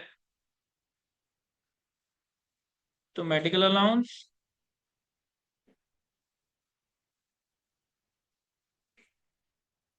3,30,000। और एक हमारे पास पेंशन थी। पेंशन कितनी थी सर? 40,000 रुपए का अमाउंट था, 1 जुलाई 2023 से मिल रहा था। तो 40,000 इंटू 11 या 12? 12। तो ये हमारे पास एग्जाम इनकम आ गई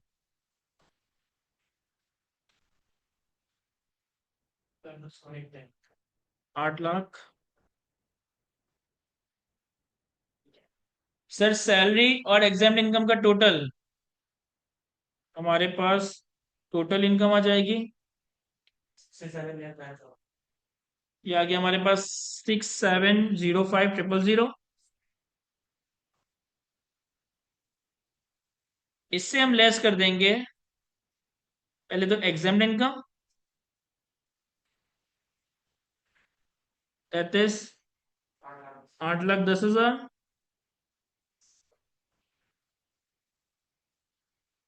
और फिर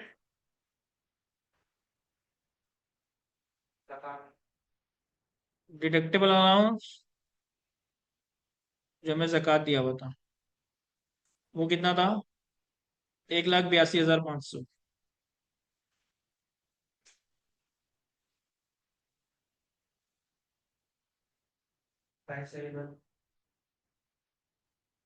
तो ये हमारे पास आ गया 57125,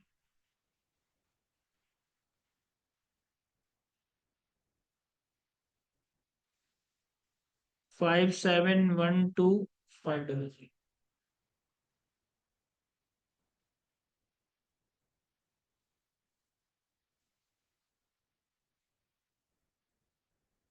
ये हमारे पास टैक्सेबल इनकम आ गई। अच्छा, अब सवाल की रिक्वायरमेंट में जो पूछा है वो बात नहीं बताएंगे तो आपको मार्क्स नहीं मिलेंगे, लेकिन सवाल की रिक्वायरमेंट में जो नहीं पूछा और वो बताएंगे तो कोई एडिशनल मार्क्स मिलेंगे नहीं। लाइक इन्होंने यहाँ पे हमसे सवाल में क्या कहा है कि मुझे करेक्ट रेट ऑफ इनकम बताओ, टैक्सेबल इनकम बताओ, दैट्स इट। तो मुझे यहाँ पे ये सब डेडोशियारी करने की जरूरत नहीं है कि ये सैलरीड है या नॉन सैलरीड है, इसका टैक्स लायबिलिटी क्या होगी।